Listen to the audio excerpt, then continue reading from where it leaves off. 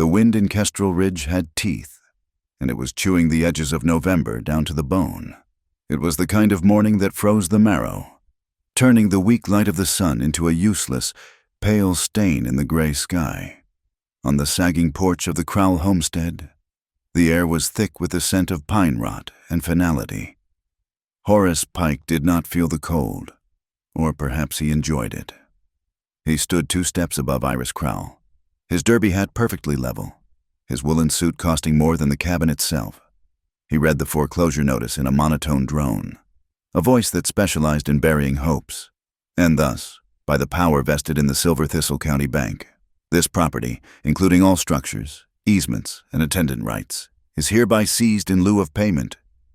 Iris clutched the ledger. It was her mother's. The spine cracked and the pages filled with spidery script detailing seed counts and rainfall. It was the only thing of value she had left, the only proof of the work, the sweat, the love poured into this patch of hard ground. "Mr. Pike, please!"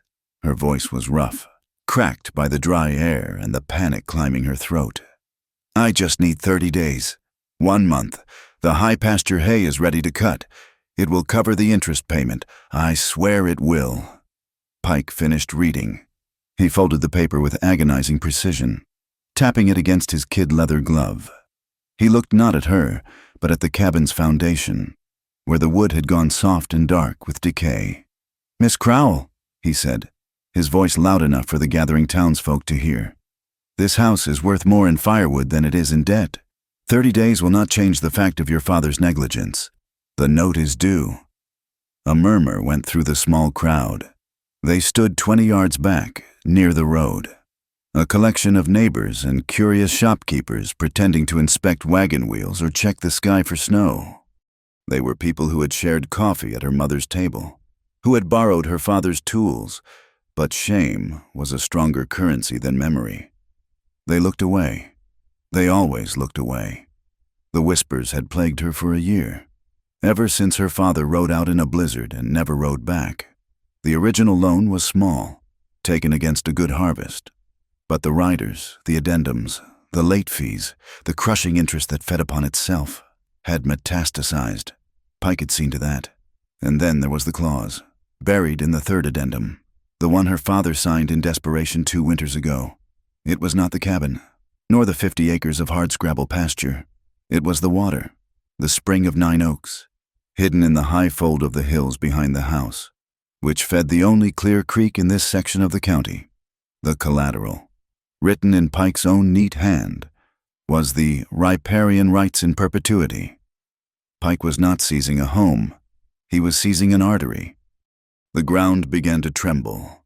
It was a low, distant thunder that grew until it vibrated in Iris's chest, rattling the loose glass in the window frame.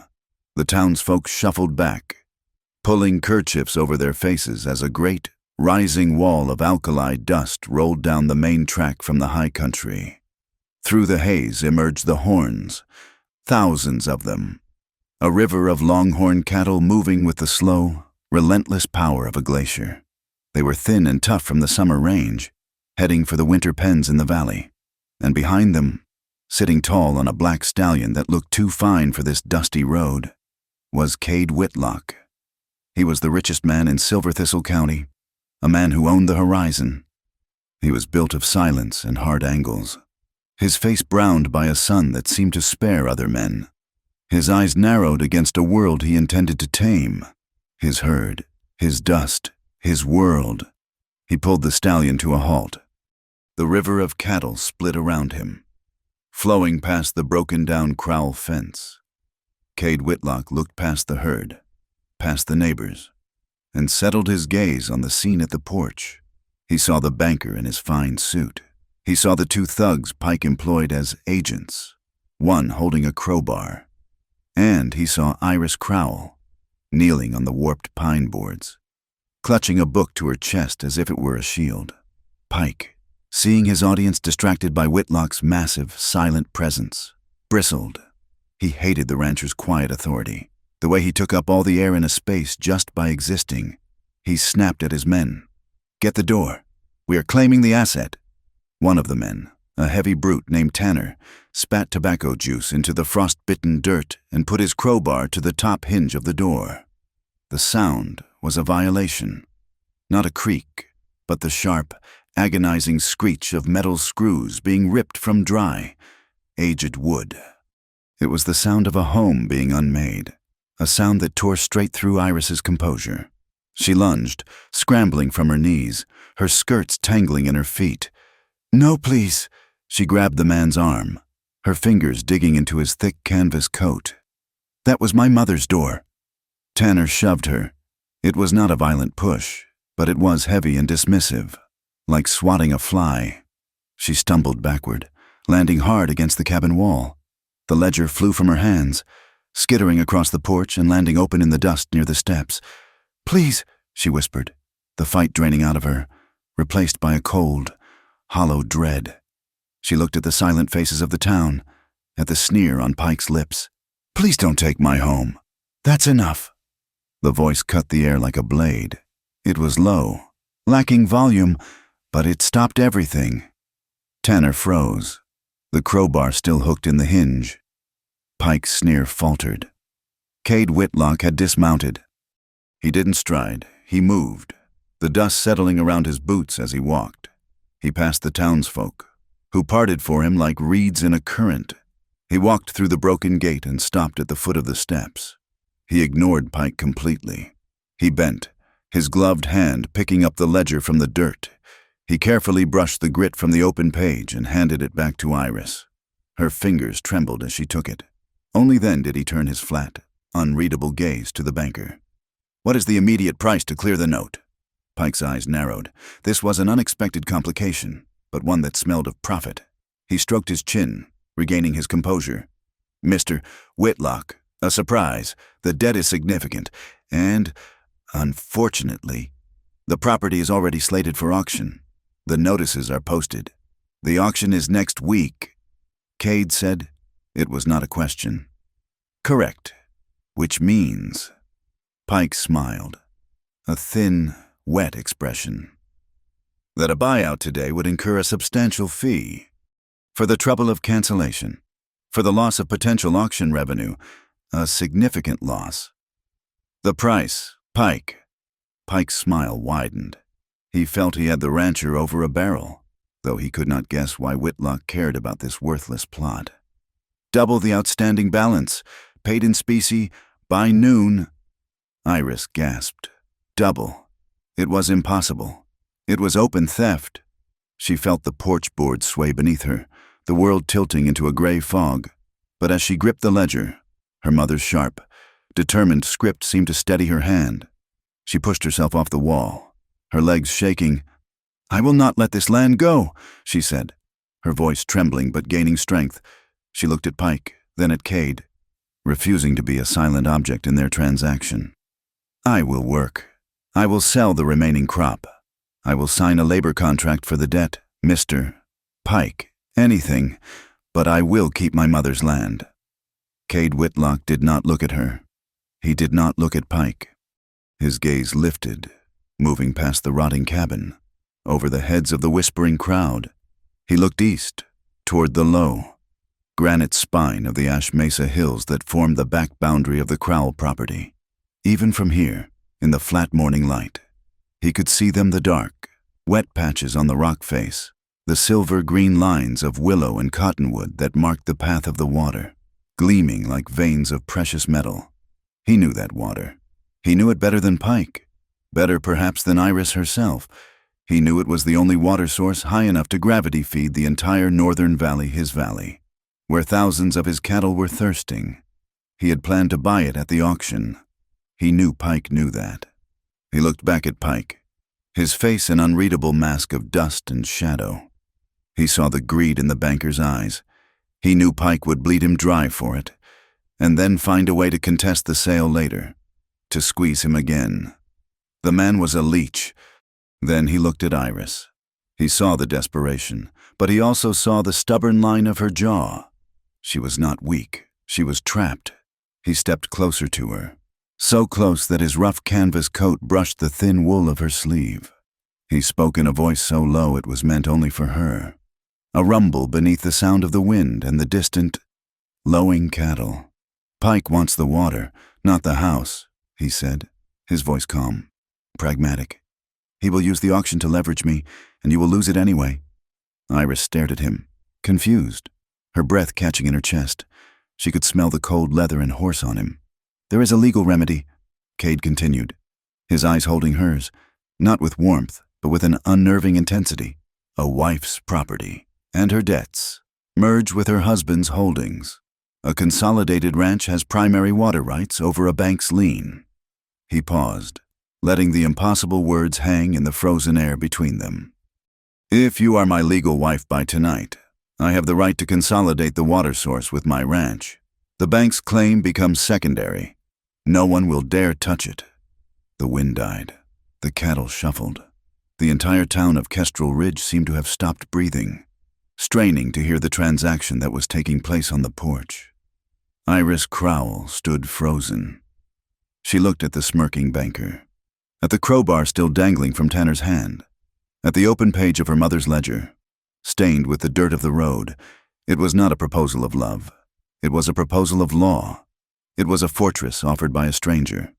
And the toll was everything she had left: despair on one side, and this narrow, terrifying, impossible thread of salvation on the other.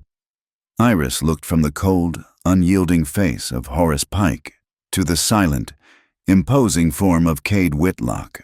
This was not a rescue. It was a trade. She was exchanging one cage for another. But this new cage, perhaps, had a door she could open.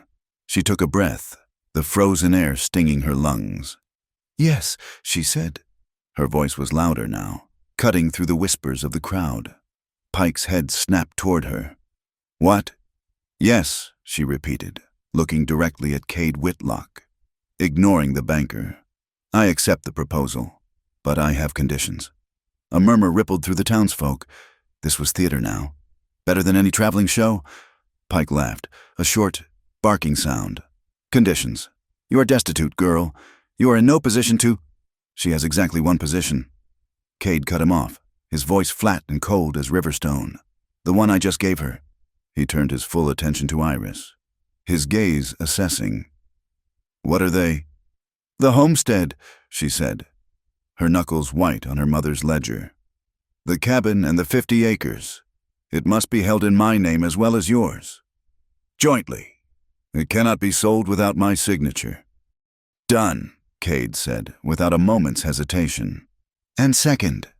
She pressed on, feeling a strange, cold power rise in her, a clarity born of having nothing left to lose. "I am a teacher. I hold classes 3 nights a week for the miners' children in the East Camp. I will continue. That is not negotiable."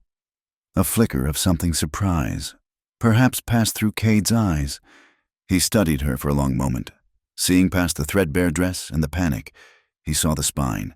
He nodded once. "That is not my business. It is yours." "Agreed." He turned back to Pike. "All business once more. We are going to the clerk's office, now, to sign the marriage registry and the release of lien." Pike's face was a mask of thunderous fury. He had been outmaneuvered, and he knew it.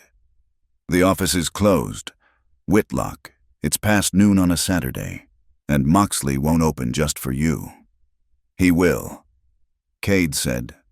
He started walking toward his stallion, the jingle of his spurs the only sound. "And you will be there. You will bring your stamp." He didn't look back. A silent command that Iris follow. She did. She clutched her ledger, walked down the steps, past Horace Pike, and never once looked back at the half-torn hinge on her mother's door. The Silver Thistle County Clerk's office was a cold, airless room that smelled of stale pipe smoke, aging paper, and the metallic tang of dried ink. County Clerk Moxley was a thin man with a green visor and ink stains on his cuffs, deeply irritated at being pulled from his Saturday supper. He kept polishing his spectacles, glancing at the clock, then at Horace Pike, who was simmering with a toxic rage in the corner. "This is highly irregular, Cade," Moxley complained, pulling the heavy county registry book from the shelf. It landed on the counter with a heavy thud, scattering dust. "A marriage, At this hour, with no bands posted, life is irregular. Cade said. He turned to Iris, ignoring the other two men. Before we sign the book, we sign the contract.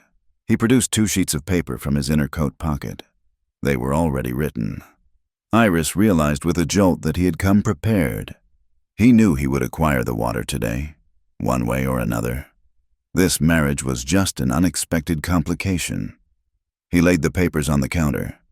"This is a marriage contract," he said to her, his voice low and direct. "I call it the drought contract." The language was cold, precise, and taut as a bowstring. It stated they were legally joined as man and wife. It listed her 2 conditions, the joint tenancy of the Crowell homestead and her inalienable right to pursue her own employment. Then it listed his terms. The marriage is contracted for the purpose of mutual protection of assets, specifically land and riparian rights. It will stand for a term of 1 year, 12 months from today's date. If, at the end of that time, either party wishes to dissolve the arrangement, we will file for dissolution with the territorial court. Iris read the next line, her breath catching. "Upon dissolution," she read aloud, her voice soft but clear in the quiet room. "All profits from the combined harvest, wool, and cattle sales during that 12-month period shall be divided equally. 50% to you, 50% to me." Moxley choked on his own spit. Pike's eyes bulged. This was not a marriage. It was a corporate merger, and the terms were shockingly, insanely fair. "You're giving her half," Pike scoffed, unable to help himself.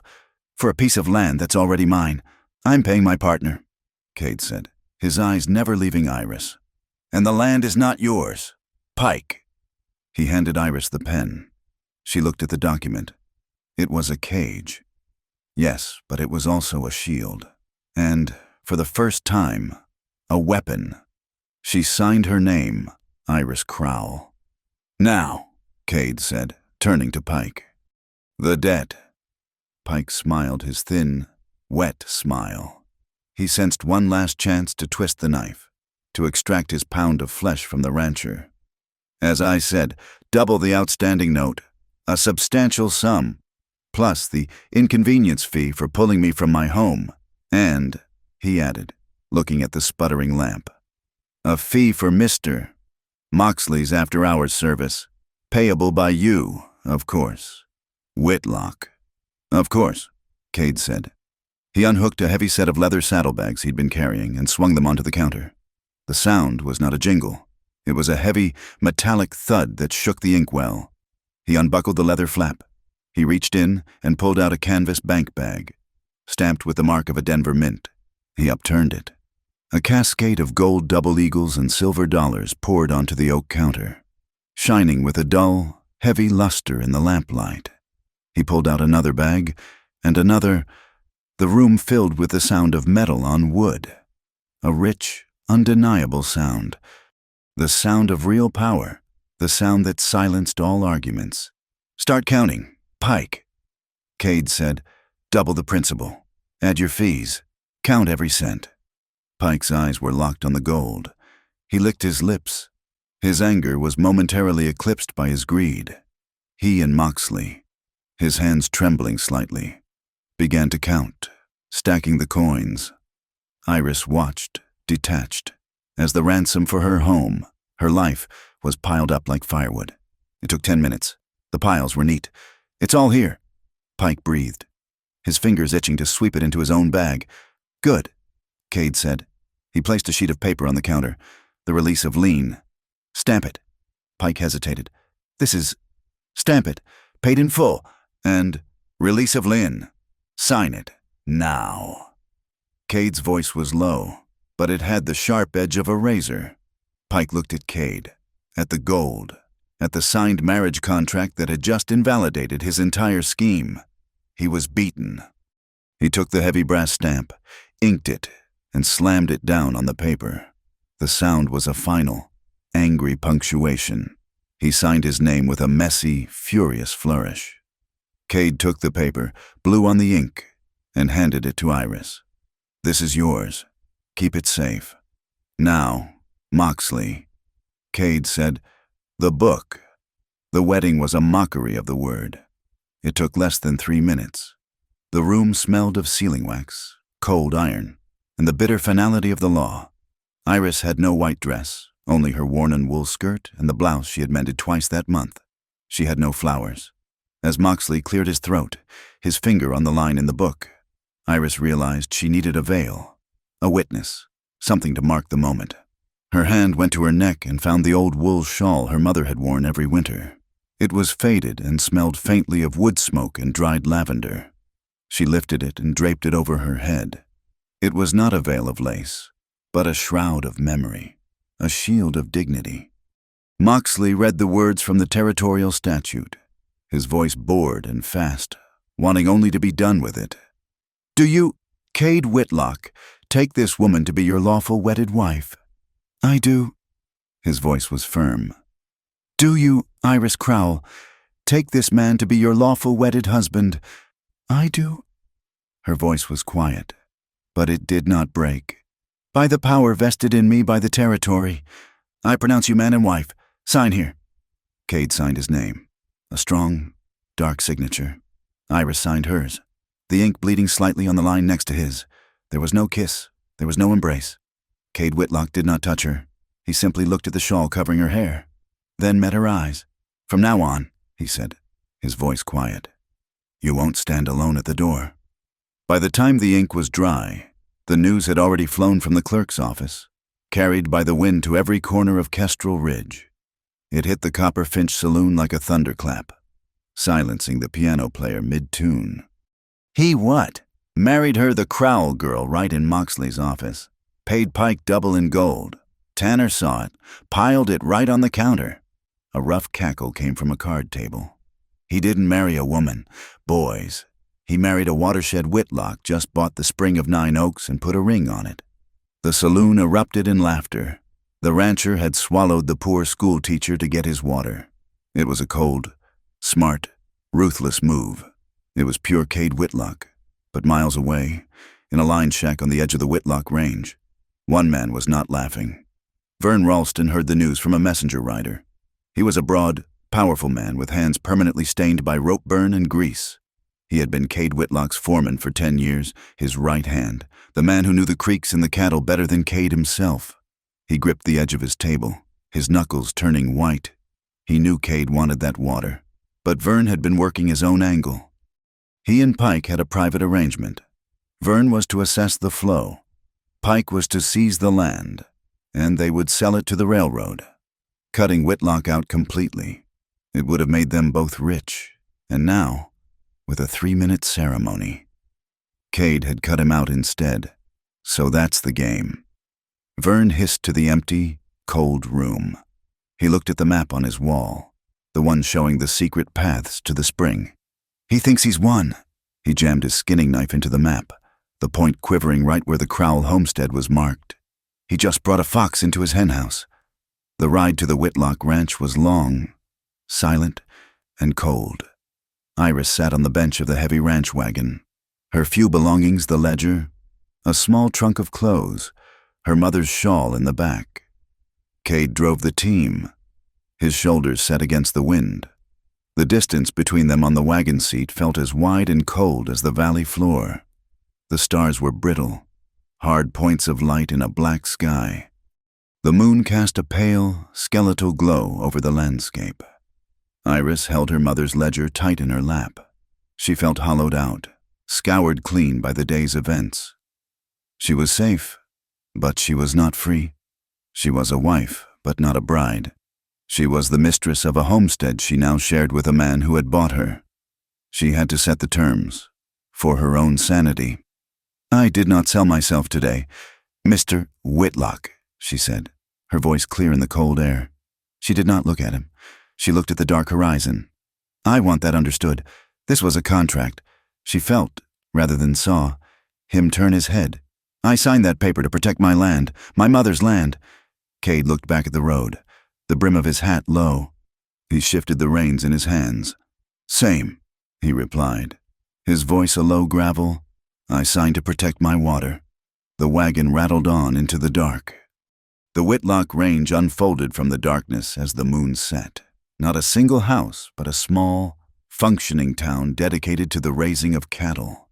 The wagon rattled past endless corrals, looming hay barns, a blacksmith's shop that was still glowing faintly, and the skeletal form of an old windmill turning slowly in the wind, its rhythmic ker-chunk. Ker-chunk was the only sound besides the wagon and the horses. Cade pulled the team to a halt before the main house. It was a long, low structure made of thick pine logs, with a deep porch and windows glowing with warm, yellow light. It was solid, built to withstand blizzards and time. As Cade helped Iris down his hand, firm and impersonal at her elbow, the front door opened. A dozen men who had been eating at a long table in the main room fell silent. They were rough men, weathered by the sun, their faces streaked with the dust of the long drive. At the head of the room, a severe-looking woman with gray hair pulled into a tight bun, her apron white and clean, stopped wiping a tin plate. She was Marta, the ranch cook and undisputed ruler of the house. The men stared. They looked at Iris, then at her small, shabby trunk, then back at Cade. This was not the woman they expected. They had heard the rumor from town Whitlock had bought the Crowell girl. They expected someone broken, or perhaps someone beautiful and sly.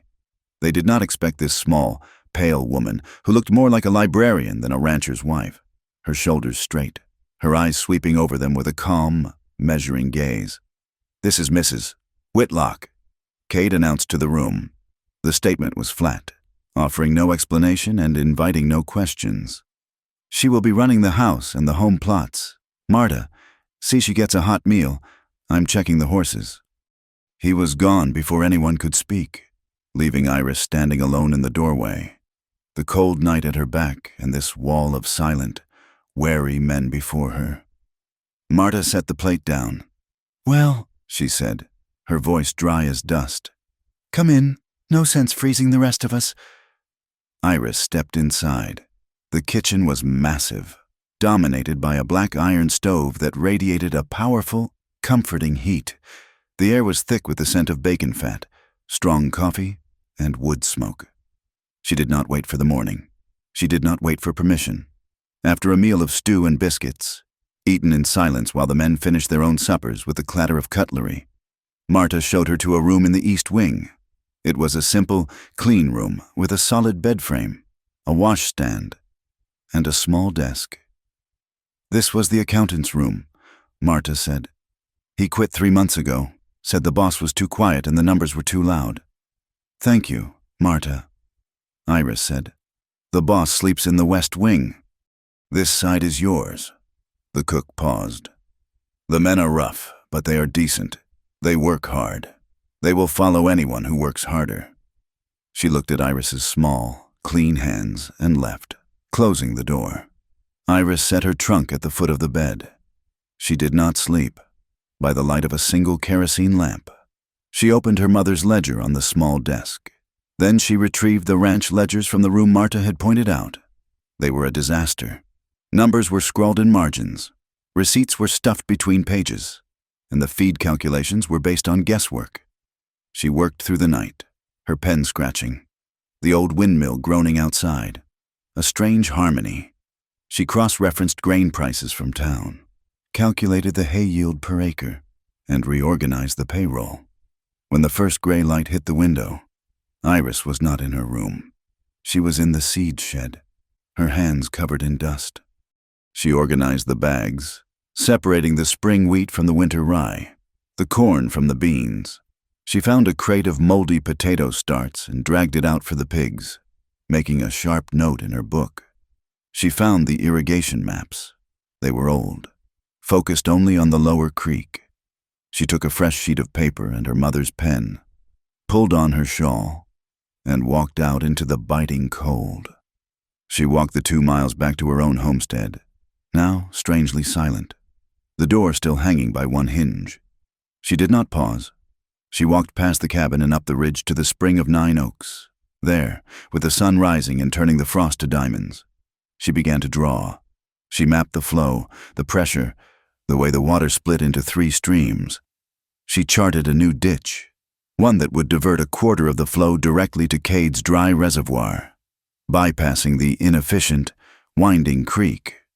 When Cade rode in from the North Range hours later, he found her in the main house, tacking her new map to the central porch column, right next to the dinner bell. She had drawn up a 3-day watering schedule. He stopped, his horse breathing hard, and looked at the paper. He saw the neat lines, the calculations for flow and time, the careful lettering. He looked at her, standing on a small stool, hammer in hand, her face smudged with dirt. He said nothing. He just nodded once, dismounted, and headed to the barn. He spent the morning in the south pasture, where a main iron pipe carrying water to the troughs had cracked in the first frost. Vern would have called a team of 3 men to fix it. Cade rode out alone. He waded into the half-frozen mud, found the split, and spent 2 hours wrapping it with cured leather and pine tar. His hands blue with cold, his face set in concentration.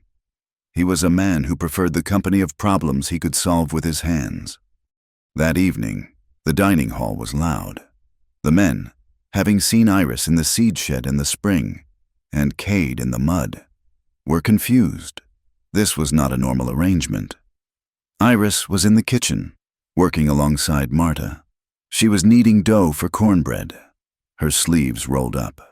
She had found a store of dried beans and had a massive pot of bean and bacon soup simmering, filling the room with a rich, savory smell. "You don't need to do that," Marta said, though her voice was less sharp than the night before. "I need to eat," Iris replied, not looking up. "And I don't eat what I don't help make." Supper was served. The soup was thick, the cornbread hot and crusty. It was food that stuck to the ribs. A quiet respect was settling over the table. One of the younger hands, a boy named Kip, had fallen asleep at the end of the bench, his head on the table, too tired from a day of mending fences to even eat. One of the older cowboys laughed and was about to shove him. Iris stopped him. She ladled a full bowl of soup, added a square of bread, and placed it on the hearth of the big stove, covering it with a tin plate. "A man who works that hard deserves a hot meal when he wakes up," she said quietly. The table went silent. The older cowboy looked at her, then at the plate, and slowly nodded. It was a gesture of profound, unexpected kindness. They had never had a mistress of the house. They suddenly realized they might now have a partner. Later, in her room, Iris felt the strangeness of the day settle on her. She was in a stranger's house, wearing a ring she did not choose, but she had never felt stronger. She was safe. She had worked. She had a purpose. She listened to the wind rattling the louvers of the window, a lonely, steady sound that was a comfort. She unpacked the last of her things from the trunk, from the bottom, beneath her mother's spare shawl. She pulled a small stack of letters, tied with a faded ribbon. She opened one. Her mother's script, sharp and clear. "My dearest Iris, your father worries about the loan, but I worry about the water. You must remember, water is the blood of the land. It is the life. Never let anyone buy your blood. You guard it, you share it, but you never sell it." Iris closed her eyes, pressing the paper to her chest. She had not sold it. She had protected it. The next morning, she opened her door to find a small, rough burlap bag on the floor. There was no one in the hall. She picked it up. It was heavy, filled with large, dry seeds. Tucked into the drawstring was a piece of torn paper. On it, in a rough, heavy script that was almost illegible, were 6 words. "Try planting these by the apple tree." It was from Cade. He had seen her pacing out a garden plot near the old, barren apple tree by the side of the house. It was pumpkin seed, the best kind for keeping through the winter. It was the first conversation they'd had that was not about law or debt. It was about the land. That same morning, she kept her promise. She found the blacksmith's 2 children and Marta's young granddaughter hiding in the hayloft. They were wary, clutching a torn dime novel. "I am Mrs. Whitlock," she said. "And I'm a teacher. I will teach you to read every morning for 1 hour." The children stared, suspicious. "What's it cost?" the boy asked. It costs you this, Iris said, pointing to the new, half-dug ditch from her map. You will clear the rocks from the channel for 1 hour before the lesson, and your fathers will dig it. We trade. The bargain was struck. By the end of the week, a new, clear channel of water, guided by her map and dug by the hands of the crew, was flowing from the spring of 9 Oaks.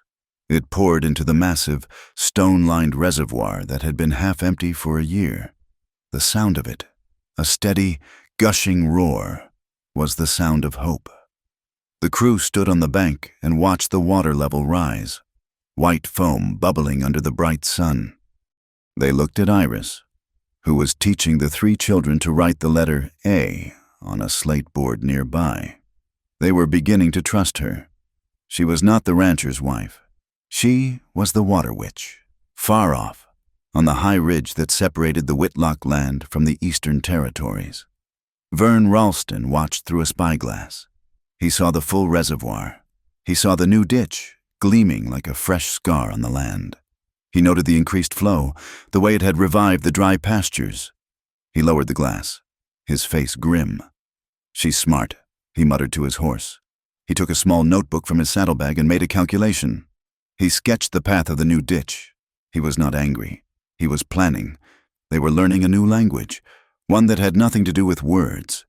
It was spoken in actions, in silence, in the space between them. The first lesson came with the garden.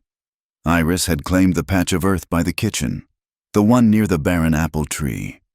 The soil was rocky and hard, and after an hour of trying to turn it, her palms were raw. She was wrapping a strip of cloth around a blister when Cade appeared. He did not walk up to her. He simply materialized at the porch railing, watching.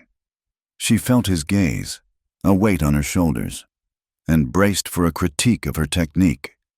He watched her for a full minute, his face impossible to read in the shadow of his hat brim. Then he turned and walked away. An hour later, when she came back from the spring, a pair of gloves sat on the railing. They were not new. They were stiff, thick leather, stained with grease and rope burn, the kind of gloves meant for mending barbed wire or branding cattle. She picked them up. Her small hands vanished inside them. They were, she calculated, at least half a size too large. She found him in the barn, reshoeing his stallion. The air was acrid with the smell of the hot forge and burning hoof. He did not look up, just continued his work, the hammer ringing against the anvil. They were in the supply shed, he said, his voice flat. Surplus. Iris looked at the massive gloves, then at his back. A slow, unfamiliar warmth crept up her neck, a feeling so strange she almost mistook it for irritation. It was the single most practical, unromantic, and thoughtful gesture she had ever received. A small smile touched her lips. They're sturdy, she said. He paused, the hammer held in midair. A little big, she continued. But I'll line them with some scrap flannel. They'll do fine. She paused. Thank you. Cade. He grunted. Or perhaps it was just the exhale of his effort. He brought the hammer down, and a shower of bright orange sparks lit his face. The second lesson was in the office. It was a cold night, the wind howling, and they had taken to working at the same desk in his study, buried in their respective ledgers. The silence was companionable, broken only by the scratch of her pen and the rustle of his papers. I'm sending 60 head to the auction in Three Forks, he announced suddenly, not looking up. The winter price for veal is high. Iris stopped writing. She looked at his list. 60 head. That includes the new heifers from the north pasture. They're small. Cade said, They'll be hard to keep through a blizzard. It's better to take the profit now. It is, Iris agreed, her voice quiet. He looked up, surprised by the easy agreement. It is, if you plan on being poor in 2 years. His eyes narrowed. What does that mean? She pulled her own ledger toward her, the one she had started, filled with her mother's meticulous script and her own sharp calculations. We lost over 20% of the breeding herd in the last 2 blizzards, according to your own records. These 34 heifers. She tapped his list. Are our future, if we sell them now, we're eating our seed corn. If we keep them, move them to the sheltered kraal pasture, my pasture, and feed them the high hay, they'll be ready to breed by next winter. We'll rebuild the herd in 2 years instead of 5. Selling them now isn't profit, it's liquidation." Cade stared at her. He had been so focused on the immediate, grinding need for cash to cover the debt he'd paid Pike. He had missed the long view. He had looked at her as a teacher, a woman. He had never considered her a rancher. He saw now that her mind, in its own way, was as tough and calculating as his. He picked up his pen. He did not say, "You are right." He did not say, "That is smart." He simply drew a thick, dark line through all 34 heifers on the auction list. "Tell the hands in the morning," he said, returning to his paper. "Move those heifers to the kraal land. They're off the list." Respect, that was the word. It felt as solid and warm as the iron stove. He taught her, too. He found her in the corral one afternoon, trying to water the calm bay mare she had claimed for her trips to the mining camp. The horse, skittish from the wind, kept shying away from the dipper, tossing its head.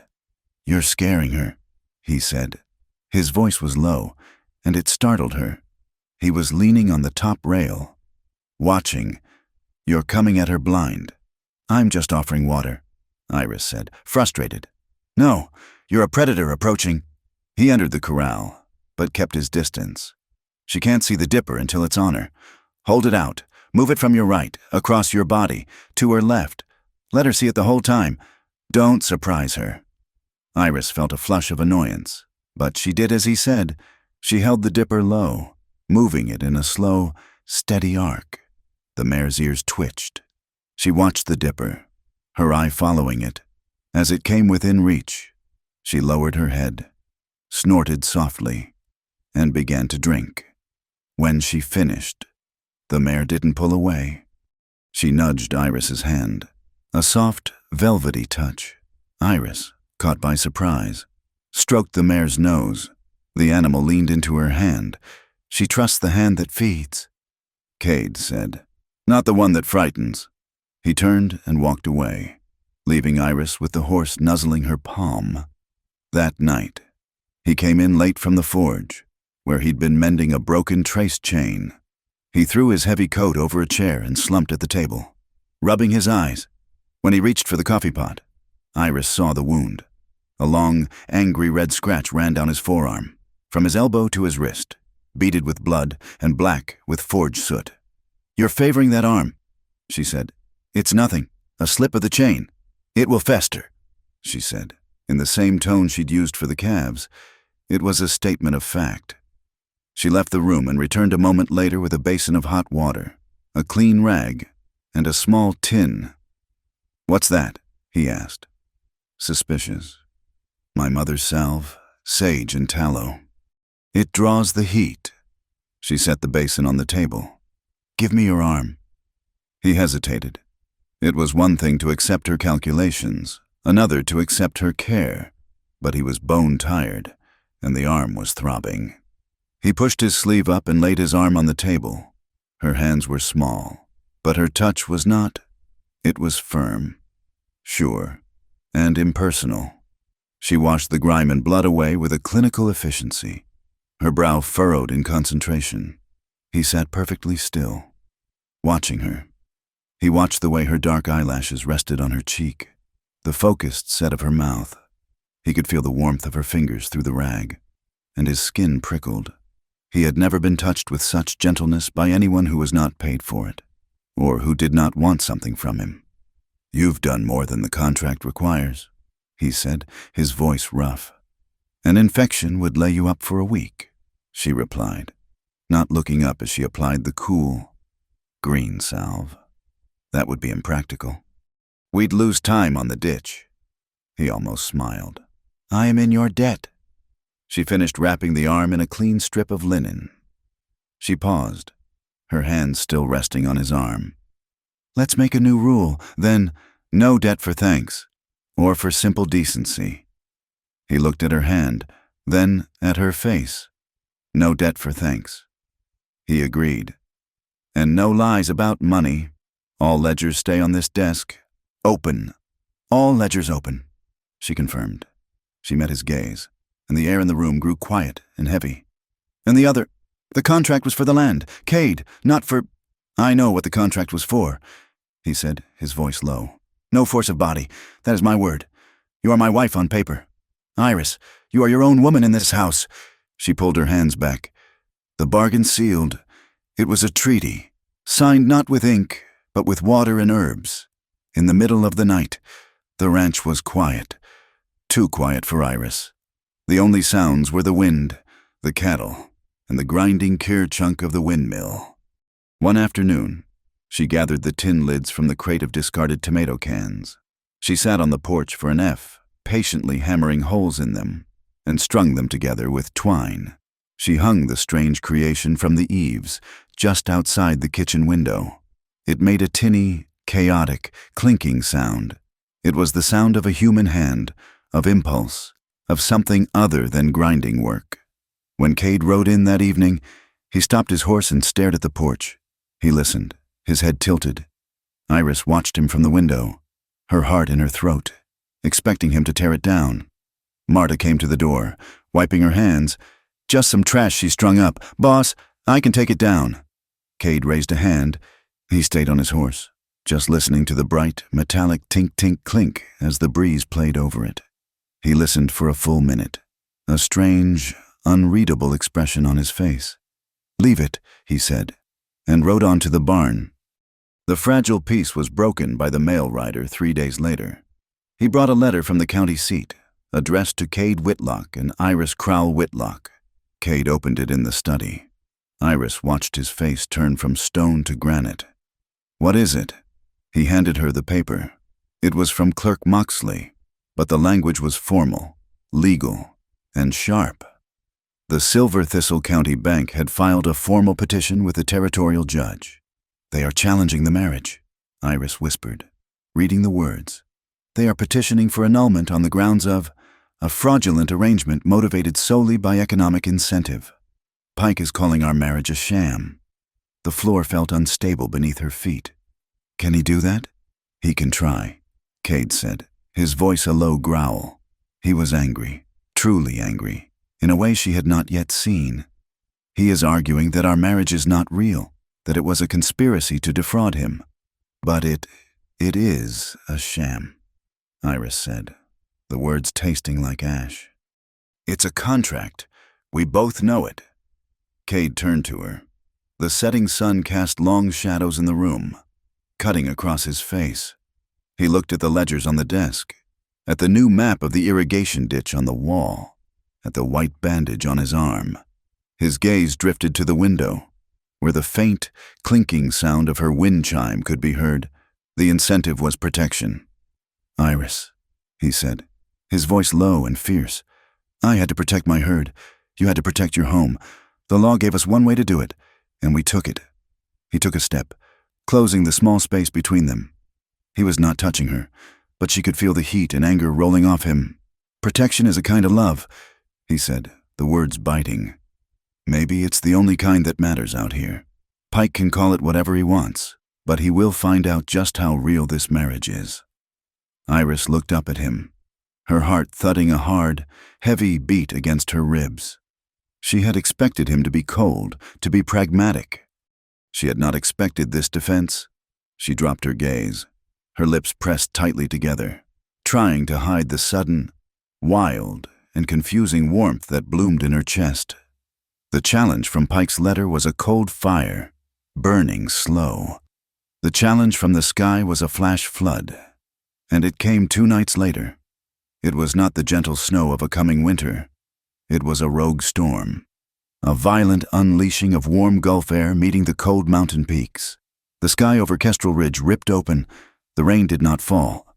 It hammered, a solid driving sheet of water that turned the iron-hard ground to a slick, churning mud inside of an hour.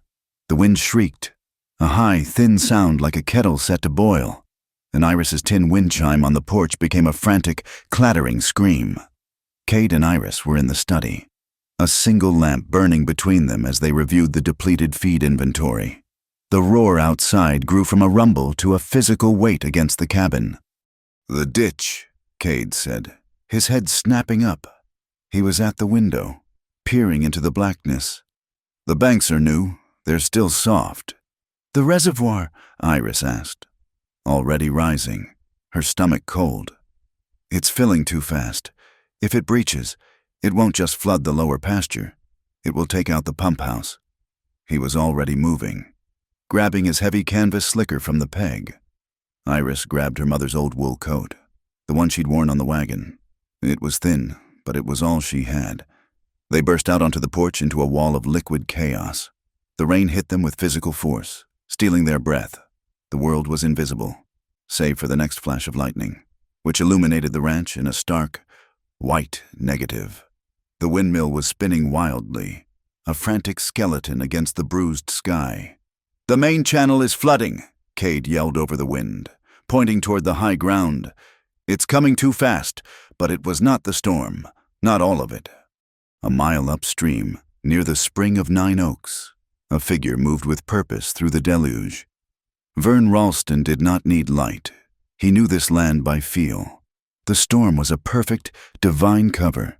He reached the new auxiliary sluice gate, the one Iris had designed to divert overflow.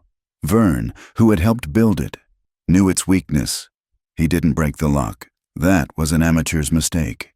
He pulled the iron pin from the main intake, jamming it open. Then, using a crowbar, he forced the secondary diversion gate wide, creating a new, direct channel. He was not just allowing the flood, he was weaponizing it. The full, pressurized force of the spring, now swollen to a monster by the storm, surged into the new, narrow ditch. It was no longer a creek. It was a battering ram of mud and rock, aimed directly at the reservoir and the steam pump house that stood just below it. It would look like a tragic accident. The new wife's engineering failed by the first test. Vern watched for a single, satisfied moment as the torrent gouged the earth, then melted back into the driving rain. Cade and Iris reached the reservoir just as the surge hit. It was not a rising tide. It was an attack, a 3-foot wave of churning. Brown water slammed into the reservoir, crested the new bank, and began to pour over. "The pump house!" Iris screamed, grabbing Cade's arm. The small wooden structure that housed the vital steam pump, the only source of water for the main herds, was vibrating. The water, channeled by Vern's sabotage, was slamming against the foundation, eating the earth away from the pilings. "The north pillar," Cade shouted, pointing. The main support post, set deep in the earth, was visibly shifting as the ground beneath it liquefied into a thick, sucking soup. "If it goes, the pump is crushed." Cade grabbed a shovel, knowing it was useless against this. He saw a long timber beam, left over from the corral repairs. "I have to brace it." He plunged into the churning water, already past his knees. The rain was a white sheet, blinding him. He fought the current, shoving the heavy beam against the groaning pillar, trying to find a purchase in the unstable mud. "Cade, the bank!" Iris shrieked. "It's giving way!" He felt it before he saw it. The ground beneath his feet simply dissolved. He slipped, falling forward as the bank collapsed, creating a new, deep trench of fast-moving water. He lost the beam and clawed at the slick mud, his heavy boots finding no grip. He was sliding, being pulled into the churning, deepening washout. Iris did not scream again. She ran. She didn't run to him. She ran back toward the house, toward her garden. Her hands, already raw inside the oversized leather gloves, tore at the bean trellis she had so carefully built. She ripped the heavy coil of new hemp rope from the main post. She sprinted back, the mud clinging to her skirts, sucking at her boots. Cade was clinging to a half-submerged root, the brown water pulling at his legs, trying to drag him under. "The rope!" she yelled, her voice raw. She fumbled with the knot, tying it around her own waist, her fingers numb and clumsy. She threw the rest. It landed 2 feet short. "Anchor it!" Cade roared. His voice strained as he fought the current. "Anchor it solid." She looked around. There was nothing but the trellis. She scrambled back, unwrapping the rope from her own waist. She wrapped it twice, 3 times, around the thickest garden post, the one set 3 feet deep. She tied the knot her father had taught her for securing hay bales, a knot that tightened on itself, Now, she yelled, grabbing the main line. She braced her feet as Cade let go of the root. The rope snapped taut, the force nearly ripping her from her feet and pulling the post to a sharp angle. She screamed as the rope bit deep into the wood. But it held. Cade used the tension, pulling himself hand over hand, his legs dragging through the torrent. He clawed his way up the slick bank and collapsed, gasping, caked in mud from head to toe. There was no time for relief. A sound like a gunshot crack came from the pump house. The pillar was splitting. "The bags," he yelled, forcing himself to his feet. "The feed shed, we have to divert it." They ran. They worked as a single and desperate machine. They filled burlap sacks, not just with sand, but with dry feed, with gravel, with anything that had weight. It was a frantic, punishing rhythm. Scoop, tie, run, drop. He carried 2 bags for every one of hers, but she was faster, her smaller body moving more easily through the sucking mud. They built a low, desperate wall, not to stop the flood, but to turn it, to force the main current away from the collapsing foundation and into the open pasture. They did not speak. The only sounds were the roaring rain, their own ragged breathing, and the sickening cracked groan of the pump house pillar. They placed the last bag. The small diversion was working. The main force of the water turned, streaming away from the foundation, and then the sky exploded. It was not a rumble. It was a white, blinding flash that seemed to come from the ground up, striking with the sound of an artillery shell. The air instantly filled with the smell of ozone and superheated wood. "The barn!" Iris screamed, pointing, the ancient, massive chinaberry tree, not 50 feet from the main hay barn, had been split in half. It was now a blazing torch in the middle of the deluge. The rain was not enough to douse it. Sparks and burning leaves were already landing on the barn roof, and a line of fire was creeping through the dry grass toward the wall, toward $2,000 of winter hay. "The water wagon," Cade roared, and sprinted toward the barn, where the heavy cart was kept. Iris did not follow. She saw the stack of heavy canvas tarps near the corral, the ones used to cover wagons. They were soaked through, black with rain. She grabbed the edge of one. It was immensely heavy. She dragged it, pulling with her entire body, through the mud. Cade had the wagon out, fumbling with the heavy hose, trying to aim a stream at the smoldering eaves. Iris ran to the line of burning grass. With a grunt, she threw the massive, wet tarp over the flames nearest the barn wall. There was a loud hiss, a plume of steam, and that section went dark. She ran back, grabbed another, and smothered the next section. She was beating out the small fires as he fought the large one. He was strength, she was speed. He doused the blazing roof. She smothered the creeping embers, beating them with the wet canvas, relentless, refusing to let a single spark survive.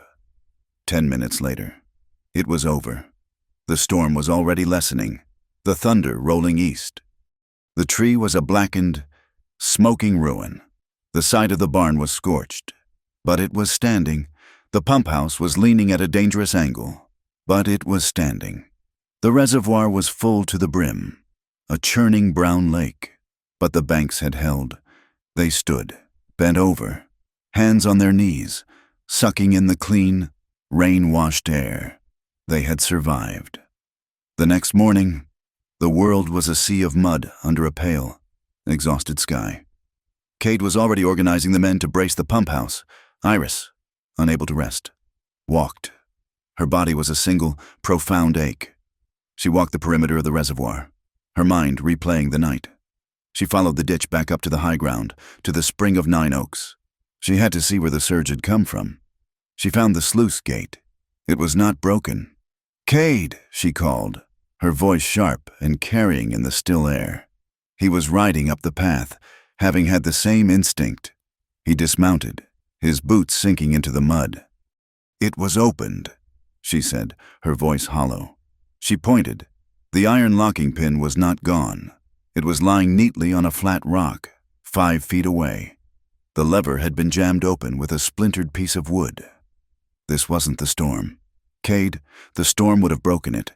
This was done by a hand that knew exactly how our system worked. She knelt, scanning the ground. Sheltered under a small overhang of rock, Protected from the worst of the rain was a single, perfect boot print. It was large, the tread worn, with a distinctive V shape cut into the heel. Cade looked down, his face, already grim, hardened into granite. He knew that print. He had seen it every day for 10 years. "Vern," he said. The name was quiet, cold as iron. "The snake is in the house." He understood instantly. The flood, the fire. It was all one plan. A plan to make them fail, to prove them incompetent before Pike's legal challenge. That evening, he called a meeting of all the hands.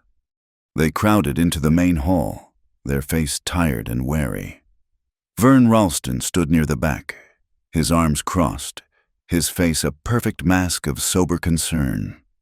Cade and Iris stood at the front, side by side. Cade did not look at Vern. He did not mention the boot print. "Last night," Cade began, his voice low and carrying, "was not just a storm. This ranch was sabotaged." A murmur of shock and denial went through the room. "Someone jammed the sluice gate. Someone tried to destroy the pump house. Someone wanted us to fail." His eyes swept over every man. "They wanted to break the system that feeds this ranch, the system that feeds all of you." He paused, letting the weight of the accusation settle on the group. "I'm offering a reward," he said. $500 in gold." A collective gasp. It was half a year's wages. $500, Cade repeated, "for the name and the proof of the man who did this. I will not tolerate a traitor." He turned and walked out. Iris gave one last look at the room of suddenly suspicious faces, then followed him. The news that the ranch had held reached Horace Pike the next day. He was in his office, stirring sugar into a porcelain teacup. Vern stood before him, hat in hand. "The reservoir is full?" Pike asked. His voice mild. "Yes, sir. It held. The pump house is damaged. But it held. The barn. They put the fire out." Pike tapped his spoon against the cup. Click, click, click. It was the only sound. "You had a perfect, natural disaster, Vern, and you failed." It was the woman. Vern growled. She's not what we thought. She's the one who found the sluice." "The woman," Pike mused. He looked at the legal petition on his desk. "If she is the problem, then she is also the opportunity. A ranch in chaos, a wife in danger. It all points to an unstable, reckless arrangement." He looked up, his eyes cold. "We need another accident, a final one, a fire, a real one this time." "But," Pike raised a thin finger, "I want no fatalities. Vern, I want her ruined, not martyred. A dead wife is a tragedy. A failed wife is a legal liability. Do you understand?" Vern nodded. "No fatalities." Back at the ranch, the air was thick. The easy camaraderie of the crew was gone, replaced by sidelong glances and low whispers. The men worked in silence, watching each other. The tension on the Whitlock Crowell Range was as tight as a newly strung wire fence, humming in the wind, waiting to snap. The storm had passed, leaving behind a silence so profound it felt like a physical weight. The world was washed clean, stripped of its fury, and now lay breathing in the cold. Dark, quiet. The ranch house was still. The lamps were out, their kerosene saved. The only light in the entire house came from the study, where the low embers of a fire cast a flickering, sleepy orange glow. Iris, aching in every muscle from the fight with the storm, could not sleep. She had checked the children, checked the kitchen, and now she stood in the dark hallway, listening. She could hear the scratch of his pen. He was still working, tallying the damage, the man who never rested. She went to the kitchen, her bare feet silent on the cold plank floor. She did not light a lamp. She knew where everything was by heart. She heated water on the stove's warm flank and steeped a cup of the dried mint that grew by the back step. It was what her mother had always done after a fever, a fright, or a long night. She carried the steaming mug to the study. The door was open. Cade was not at the desk. He was slumped in the high-backed chair by the fire, his eyes closed. His wet shirt from the night before was steaming as it hung from the chair's arm, drying in the heat. He had a different shirt on, but it was unbuttoned at the collar, and she could see the raw, red chafe mark on his collarbone, where the wet, heavy slicker had rubbed his skin raw. He was not asleep. He was simply exhausted, his head resting against the back of the chair. She set the tea on the small table beside him. He opened his eyes. They were bloodshot, wary. "Mint tea," she said softly. "It will help you rest." He looked at the cup, then at her. He started to sit up, a wince of pain crossing his face as his stiff muscles protested. "Don't," she said. "Rest." She went to the kitchen and returned with a basin of warm water and a clean, soft cloth. She knelt on the hearth rug in front of him. The firelight warmed her cheek. She dipped the cloth, wrung it out, and reached for the raw mark on his collarbone. His hand shot up and caught her wrist. It was not a violent grab, but it was fast, and his grip was like iron. His eyes were wide, alert, and confused. "Iris." His voice was a low, rough gravel. She did not pull away. She waited. He slowly released her wrist. He looked at her hand, then at the fire, then at the closed door. "I have not touched you," he said, his voice so quiet she had to lean in to hear it. "The contract was clear. I respected it. But tonight, after what you did, what we did." He looked back at her, his gaze intense. "If you tell me to stop, I stop. That is my word." It was a promise. It was an abdication of power. It was the most honest thing he had ever said to her. Iris looked at him, at this man who was her husband in name, her partner in labor, her protector in the storm. She saw the exhaustion in his eyes, and something else, a deep, profound loneliness that matched her own. "I do not need to be owned. Cade," she said, her voice just as quiet, but clear as glass. "Not by a contract. Not by anyone." She made the choice. She lifted her free hand, the one he had not caught, and placed it flat on his chest, over his heart, beneath her palm. She felt it, a strong, steady beat that, as she touched him, faltered, then kicked, speeding up. Thump, thump, thump. It was solid. It was real. "I choose," she whispered. He did not move. He was a man made of stone, waiting for a sign. She leaned in, slowly, giving him every chance to turn away. He did not. She pressed her forehead against his. They stayed there, balanced in the small, warm space between them, breathing each other's air. It smelled of mint and smoke and the clean scent of rain. Her other hand, the one with the cloth, let it fall. She lifted her hand to his, the calloused, scarred one resting on the chair's arm. She traced the lines of his palm, the map of his work, the deep ridges of a life lived in harness. It was like reading a book in the dark, learning him by feel. He let out a long, shuddering breath. His own hand came up, not to grab, but to cup her jaw, his thumb brushing her cheekbone. It was a touch of profound, questioning tenderness. He was asking. She answered. She rose from her knees, leaning over him, and touched her lips to his. The first kiss was a question. It was hesitant, chapped, and warm. It tasted of the mint tea and the salt of their shared sweat from the long night. It was a spark. He exhaled, a low sound in his chest, and the spark caught. He met her, his other hand coming up to tangle in the hair at the nape of her neck. The kiss deepened. No longer a question, but a statement. It was not the frantic, desperate kiss of a storybook. It was slow and deep and sure. It was the first long, warm, entirely mutual breath they had taken since the day on the porch. The angle was awkward. He was in the chair. She was kneeling over him. He broke the kiss, but only by an inch, resting his forehead against hers again. His breathing was fast. "This," he murmured, his voice thick. With a single, fluid motion, he solved the problem. He swept the ledgers, the account books, the maps, from the wide, deep window sill, and they clattered to the floor. The sound was loud in the quiet room, the sound of work being forgotten, He lifted her. She was light in his arms. He set her on the sill, so she was sitting, facing him. The cold from the glass seeped through her thin nightdress. Outside, the world was a wash of dark blue, the glass streaked and blurred with the last of the rain. He stepped between her knees, his hands on her waist. The cold was instant.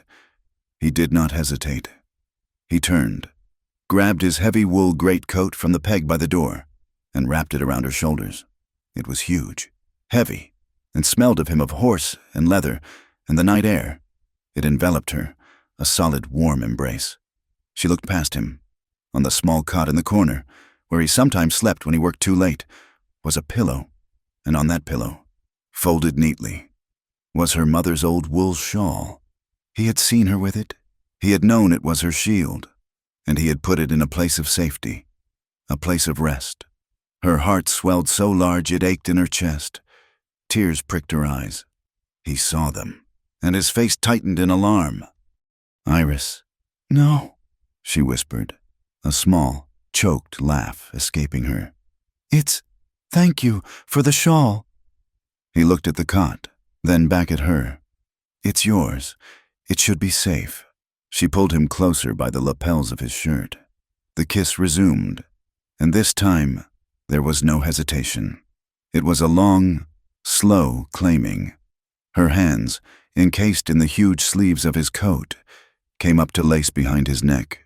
His hands, no longer asking, held her waist, his thumbs moving in slow, warm circles on her hips. They did not speak. The room was filled with the language of touch, the slide of his hand under the coat to rest on the warm skin of her back, the way her fingers threaded into his thick hair. He pulled back, his eyes searching hers in the dim, flickering light.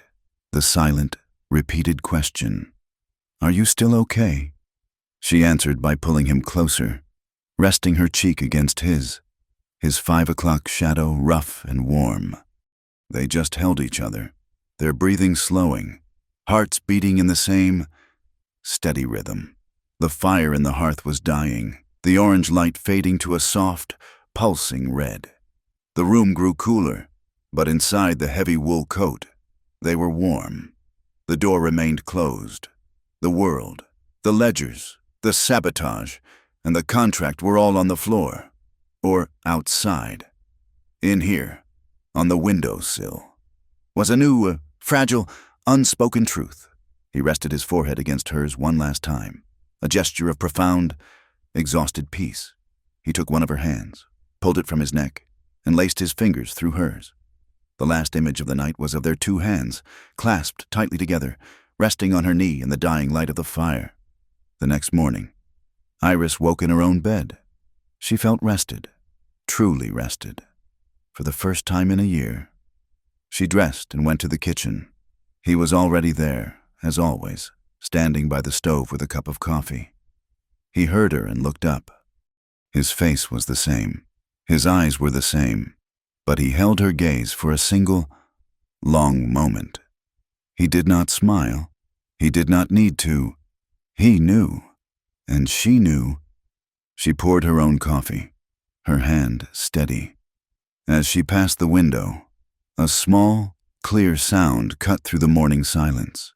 The gentle breeze was stirring the tin lids on the porch. Tink, tink, clink.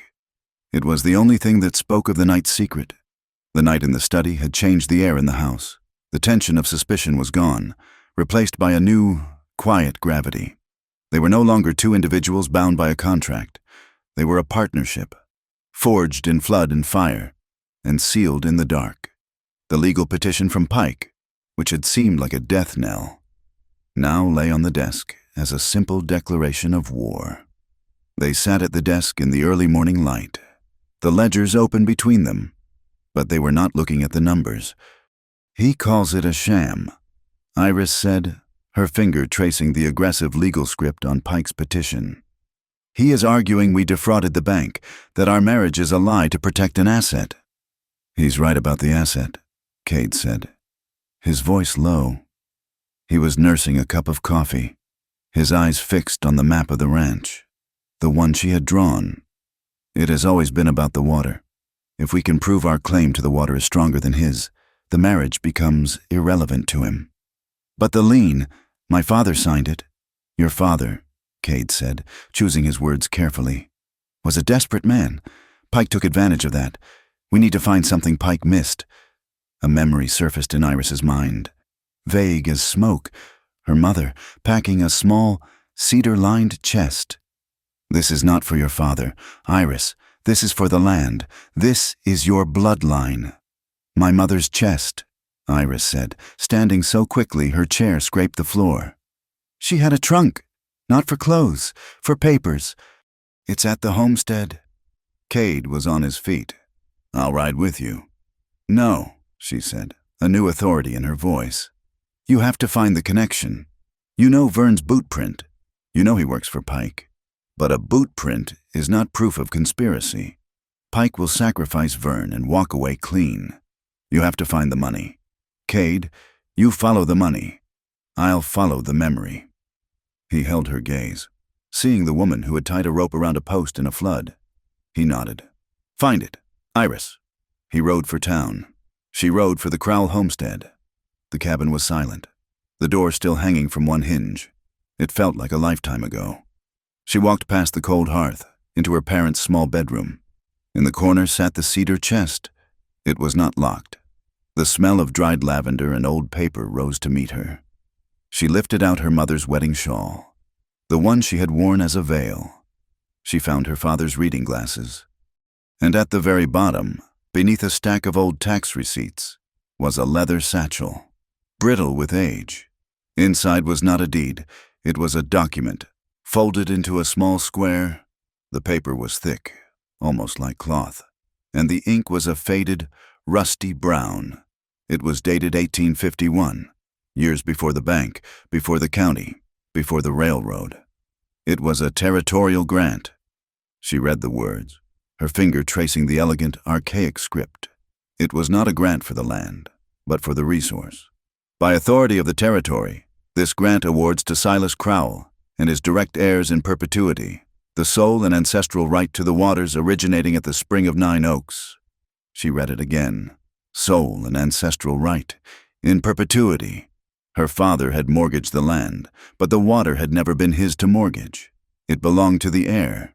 It had passed from her grandfather, Silas, directly to her, bypassing her father. Pike's lien was void. The entire foreclosure, the debt, the auction, the paper he read on her porch, it was all a fraud. He had tried to seize an asset that the law could never, ever grant him. Her hands were shaking. This was the key. This was the weapon. But she knew Pike.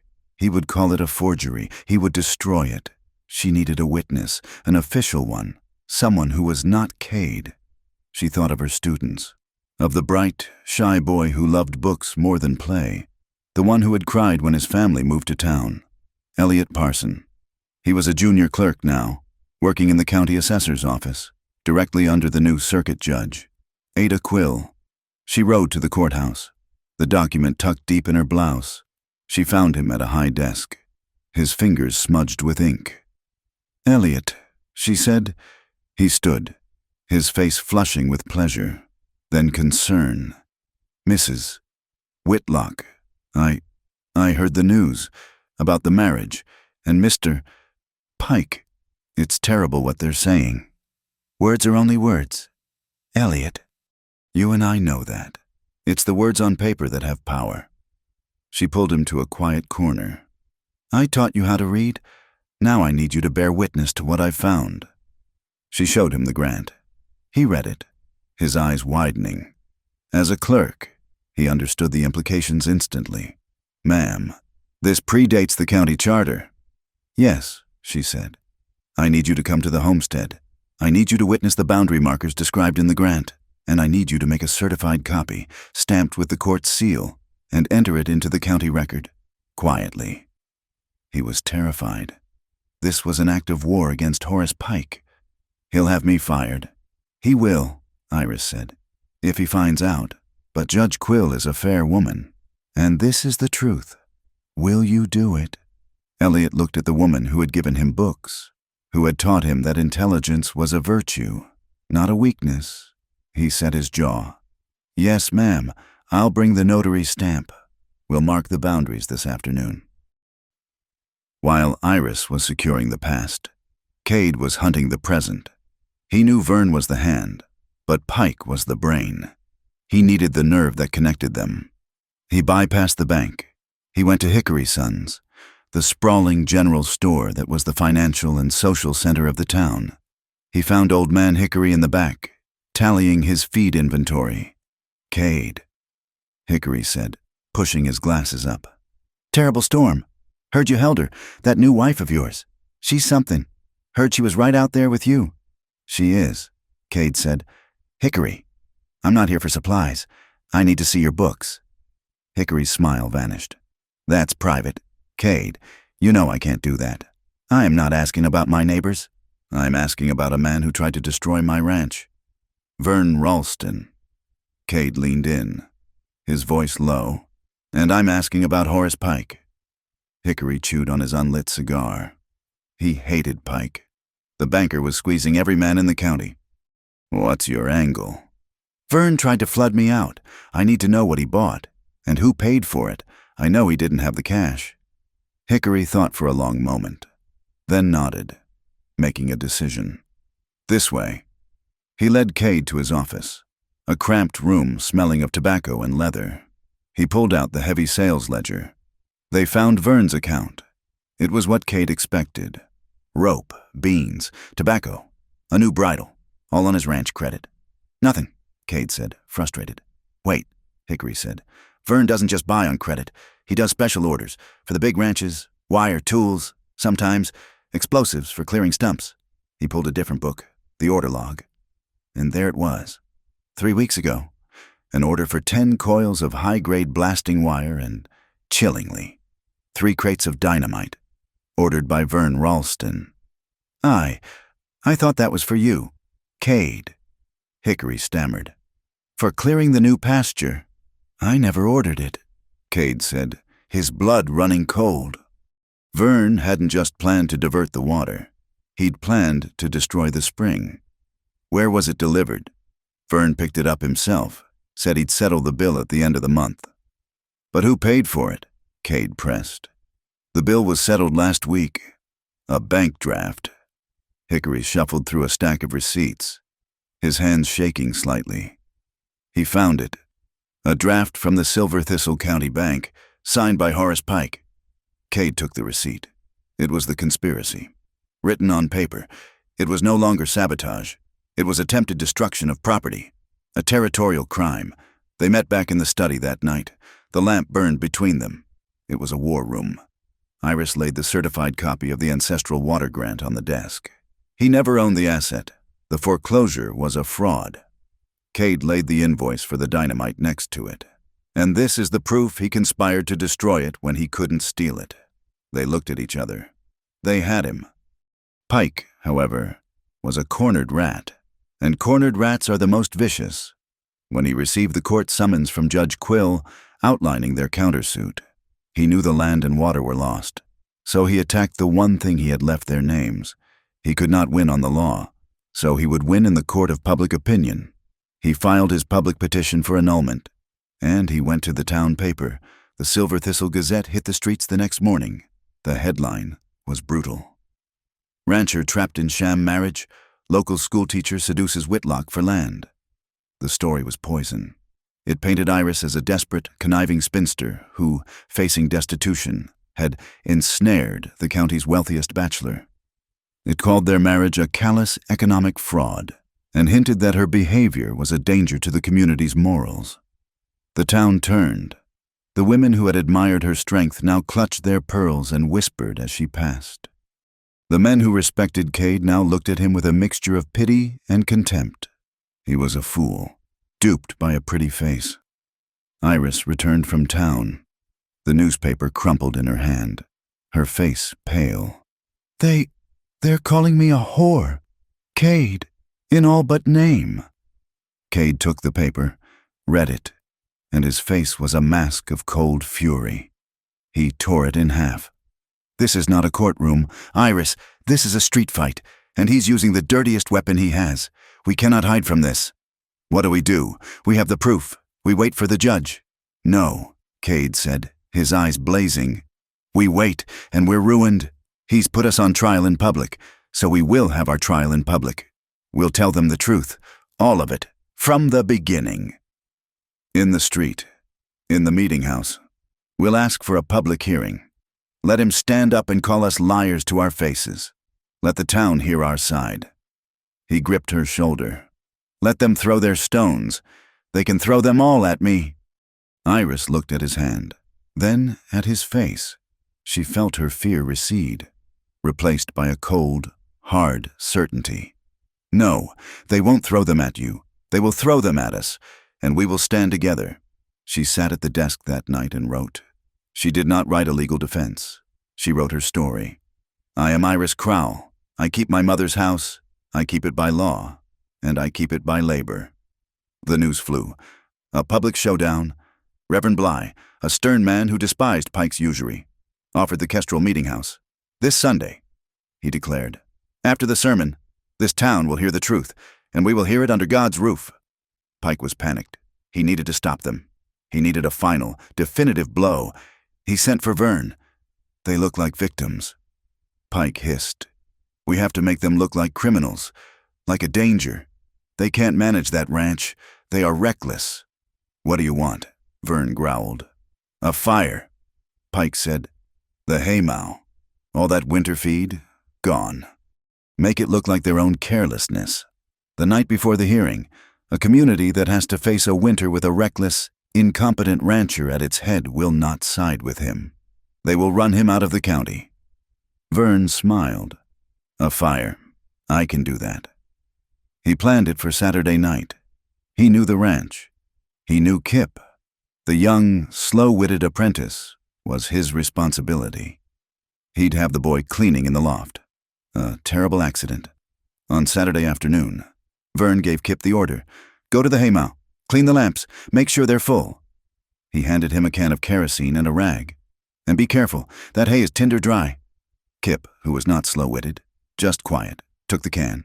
He went to the barn. He hated Vern, but he feared him. He climbed to the loft. It was hot and dry, the air thick with the sweet smell of cured alfalfa. He sat the can down. It was heavier than usual, and it was leaking. A dark, oily stain was already spreading from the seam. It was leaving a trail. He followed the trail. Vern had already been there. The trail of kerosene led from the ladder, where he was working, to the deepest, driest pile of hay, tucked against the far wall. It was a fuse. Kip's blood ran cold. He remembered the storm. He remembered the talk of sabotage. He remembered Cade's $500 reward. But mostly, he remembered Mrs. Whitlock's kitchen. He remembered the bowl of hot soup she had saved for him. He remembered her sitting with him at the table, long after everyone was gone, her finger patiently tracing the letter K on a slate. That's you, Kip, a strong letter. It stands up straight. He dropped the rag. He grabbed the can. He scrambled down the ladder and ran, not to Cade, who was in the high pasture, not to the crew, who all followed Vern. He ran to the house, to the kitchen, where he knew she would be. He burst through the door, gasping, the heavy can swinging in his hand. Ma'am, Mrs. Whitlock, it's Mr. Vern.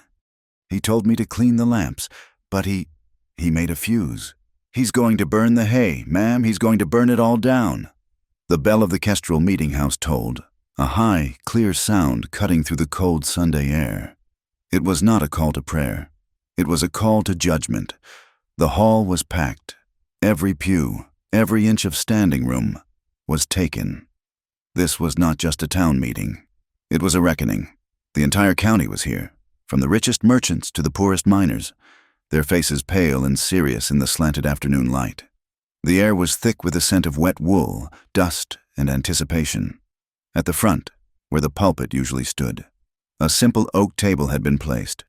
Judge Etta Quill sat behind it.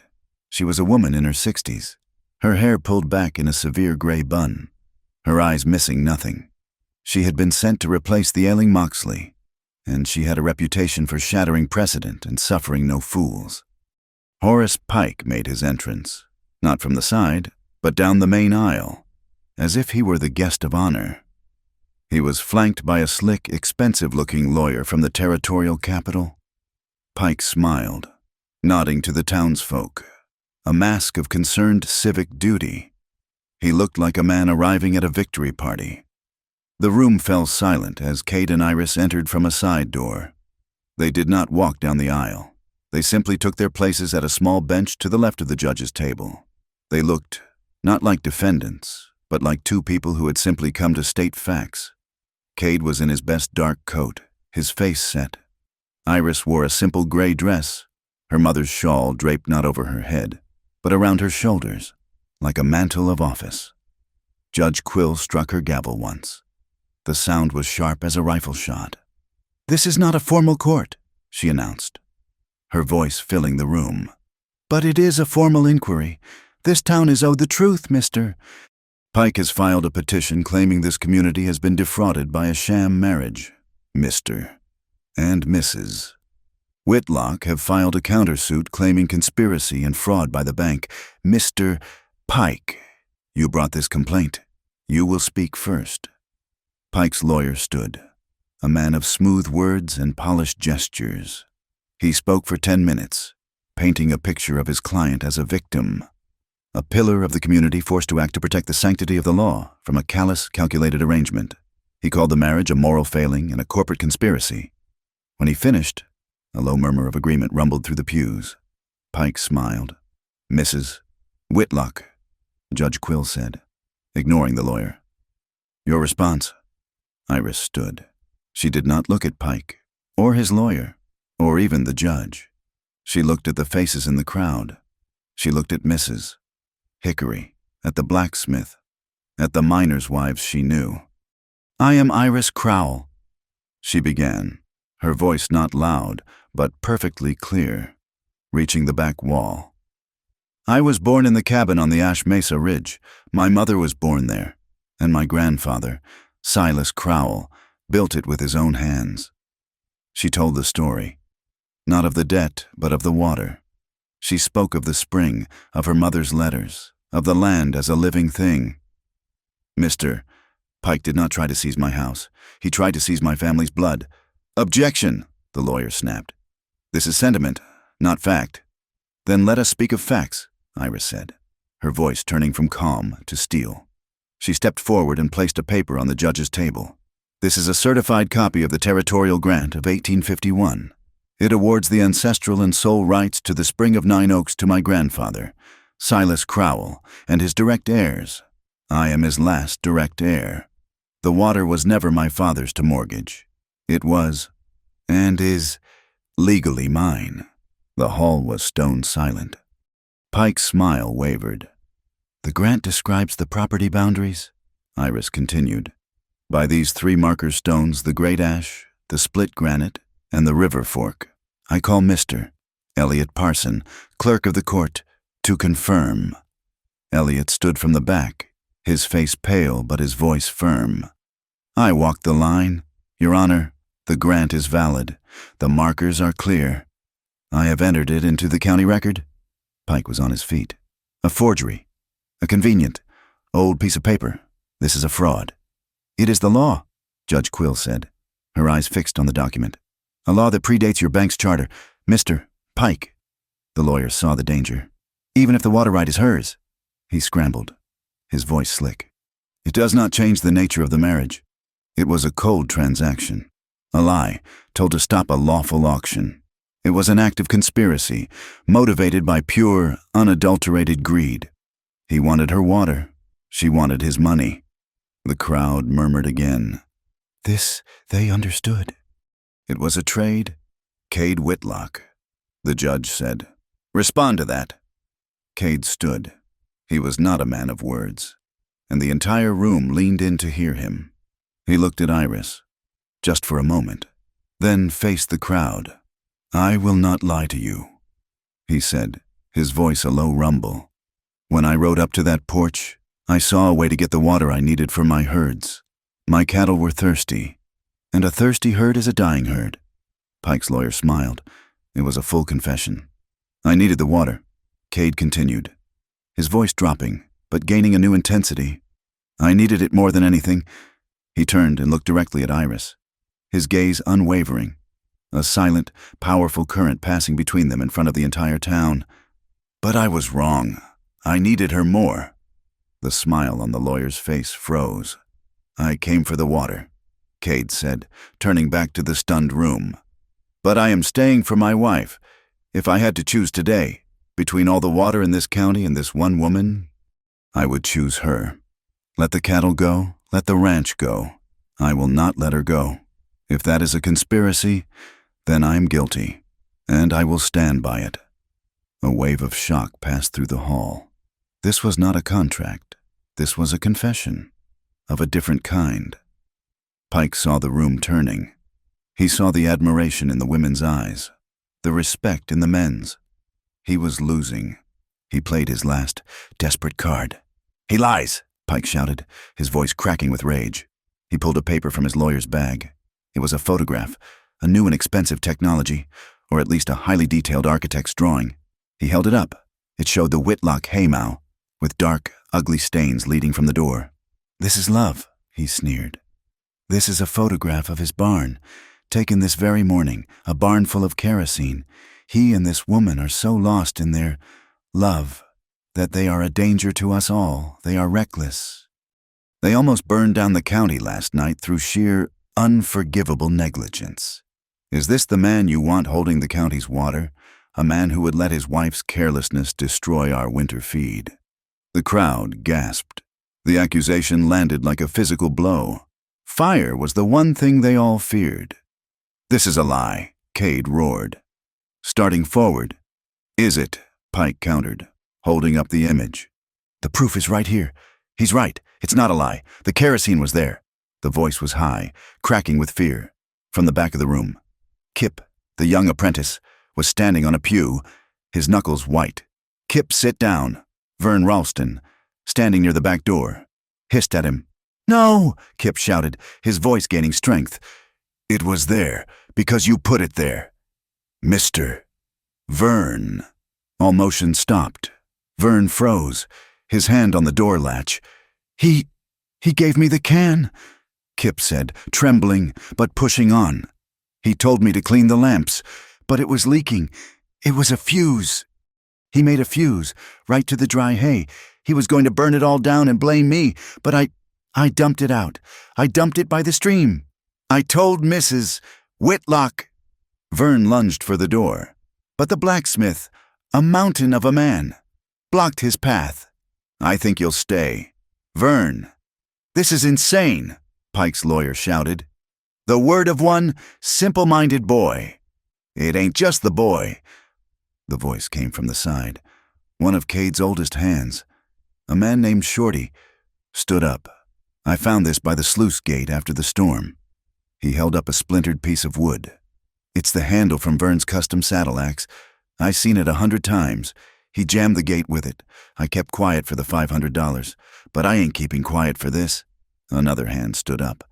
"He told me to accidentally loosen the pump pillar, that the boss would thank me for finding a weakness.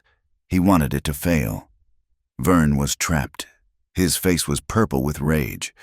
"You're all liars. He's paying you." He looked at Cade, his eyes wild with betrayal. You turned them against me after 10 years. Vern Ralston." Judge Quill's voice cut through the chaos like ice. "I am ordering the sheriff to take you into custody on suspicion of conspiracy to defraud, attempted arson, and willful destruction of property." As the sheriff moved in, Pike began to edge his way toward the aisle, his face the color of wet ash. He was invisible, forgotten in the drama. He was almost to the door. "Mr. Pike, a moment." Old Man Hickory stood at the end of the aisle, blocking his path. He was holding his heavy sales ledger. "You seem to be forgetting your bill." "Horace," Hickory said, his voice loud. "You bought a lot of supplies last month, or rather, Mr. Ralston did. 10 coils of wire, 3 crates of dynamite." A deathly silence fell. "And you paid for it," Hickory continued, holding up a bank draft for the room to see. "With this, Signed by you. I'm just a simple shopkeeper, judge, but it seems to me that's a mighty strange purchase for a banker to make." The lawyer slumped, defeated. Pike looked at the ledger, at the judge, at the faces of the town. There was no exit. Judge Quill struck the gavel. Bang, bang, bang. "This inquiry is concluded," she announced. Her voice was cold iron. "The findings are clear. First, the territorial grant of 1851 is the paramount and superior claim. The water rights to the Spring of Nine Oaks belong, and have always belonged, to Iris Crowell, and now, by marriage, to the Whitlock Crowell estate." A wave of murmurs. "Second, the marriage of Cade Whitlock and Iris Crowell is hereby declared valid, legal and binding. The petition for annulment is dismissed, with prejudice. Third, the Silver Thistle County Bank is found to have engaged in predatory and fraudulent practices. It will be fined a sum of $10,000, payable to the county, and a further $2,000 in damages, payable to Mrs. Whitlock, for the distress and public slander." Pike looked as if he had been shot. "Finally," the judge said, looking directly at the banker with undisguised contempt. "A restraining order is issued. Horace Pike, you are forbidden from setting foot on or conducting any business with the Whitlock Crowell Range, effective immediately." For a second, the room was silent, absorbing the totality of the verdict. Then, the back pew erupted. The miners, the ranch hands, the shopkeepers, they were on their feet. A roar of approval, of cheers, of relief, washed over the room. It was a wave of pure, unadulterated joy. Through it all, Iris stood perfectly still. She had not moved. She had not cheered. She watched as Pike, a broken gray man, was escorted out by the sheriff, followed by his silent lawyer. She let out a breath, a single, long sigh that seemed to empty a year of fear from her lungs.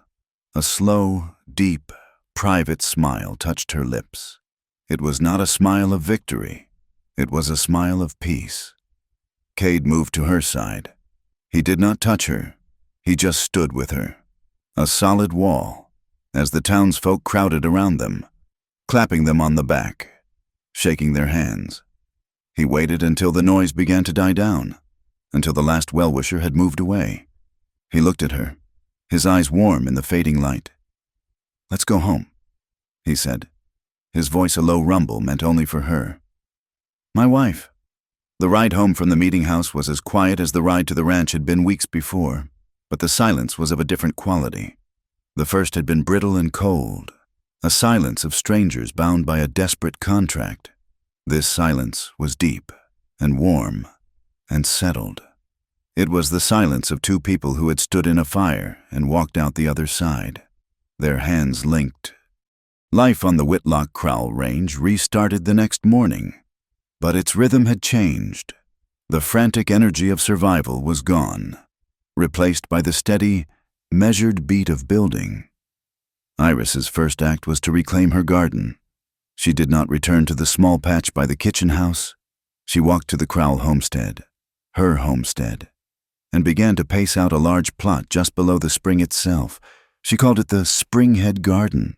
The crew, now fiercely loyal, offered to dig it. She thanked them and refused. This was her work. She tilled the rich, dark soil that had never been turned. She planted 3 long rows of corn, a sprawling patch of the pumpkins Cade had given her, and a complex trellis of beans. It was not a garden for sustenance. It was a declaration of permanence. When she was finished planting, she took a broad plank of pine, and with a small pot of black paint, she wrote in her clear, strong script. She nailed the sign to the new garden's gate. Facing the road, it read, "House not for sale. Water not for sale." The ranch began to heal. The scorched wood of the barn was scraped away and replaced. The pump house, which had listed like a drunkard, was set straight on a new stone foundation. Cade was everywhere, his energy boundless, but he was not the silent, driving boss he had been. He worked alongside his men, asking their opinions, sharing the load. The greatest change, however, happened at night, the main hall. Once a place for silent, fast meals, became a classroom. Iris kept her promise. Every night at 7, the long table was scrubbed clean and the children of the workers Kip, the blacksmith's daughters, the children from the mining camp who now walked the 2 miles in gathered with their slate boards. Iris taught them to read from dime novels and seed catalogs. She taught them arithmetic by having them calculate feed rations and water flow. One night, a week into the new routine, she felt a presence at the door. Cade stood in the shadows, his hat in his hand, watching. The children looked at him, nervous. He did not leave. He walked in, his spurs muffled, and took a seat at the far end of the table, away from the children. He pulled the heavy, ink-stained payroll ledger from under his arm and opened it. Iris paused, then continued her lesson. The letter B has 2 loops, like the saddlebags. B for barn, B for boot. She watched from the corner of her eye. Cade was not looking at her. He was staring at the ledger. He dipped a new pen into the inkwell, and, his brow furrowed in a deep, agonizing concentration, he began to practice. He was copying the letters from the seed catalog. Pumpkin. His hand, so strong and sure with a rope or a hammer, was clumsy and slow with the pen. His P was lopsided. His K was a disaster. Iris felt a warmth so profound it almost made her laugh. She finished with the children, sending them off with a piece of cornbread. The hall emptied, leaving just the 2 of them under the single hanging lamp. He was still at it, his tongue stuck in the corner of his mouth in concentration, cussing softly under his breath as the ink blotted. She walked over and stood beside him. He did not look up, his face red with a mixture of embarrassment and stubbornness. The payroll, he growled. It has to be legible. For the bank, the new bank in 3 Forks. Iris took a slate board. She drew a large, perfect, cursive C. Your name, she said softly. It starts like a half moon, strong curve. Then it opens. Try. He practiced on the slate, the scratch of the chalk loud in the quiet room. He was a terrible student. He was impatient, and he pressed too hard. But he did not stop. For an hour, the teacher and the rancher sat side by side, long after the rest of the house was asleep, perfecting his signature. That spring, when the aspen leaves by the reservoir had just turned that new, perfect, shimmering green. They were married. Again, it was not in a dusty, cold office. It was under the open sky, on the bank of the reservoir that Iris's map had filled, the one they had fought for in the storm. The entire town was invited. Reverend Bly officiated. Iris wore a simple cream-colored dress, and Cade wore the dark coat he had worn to the hearing. Marta had baked a cake 3 tiers high, the banjo player from the Copper Finch, the one who had been silenced by the news of their first marriage, now played a fast, happy tune. The vows were not the long, legal words of the state. They were short, and they had written them themselves. Cade, who had practiced his signature but not his speech, held her hands. His voice was rough. You stood by me.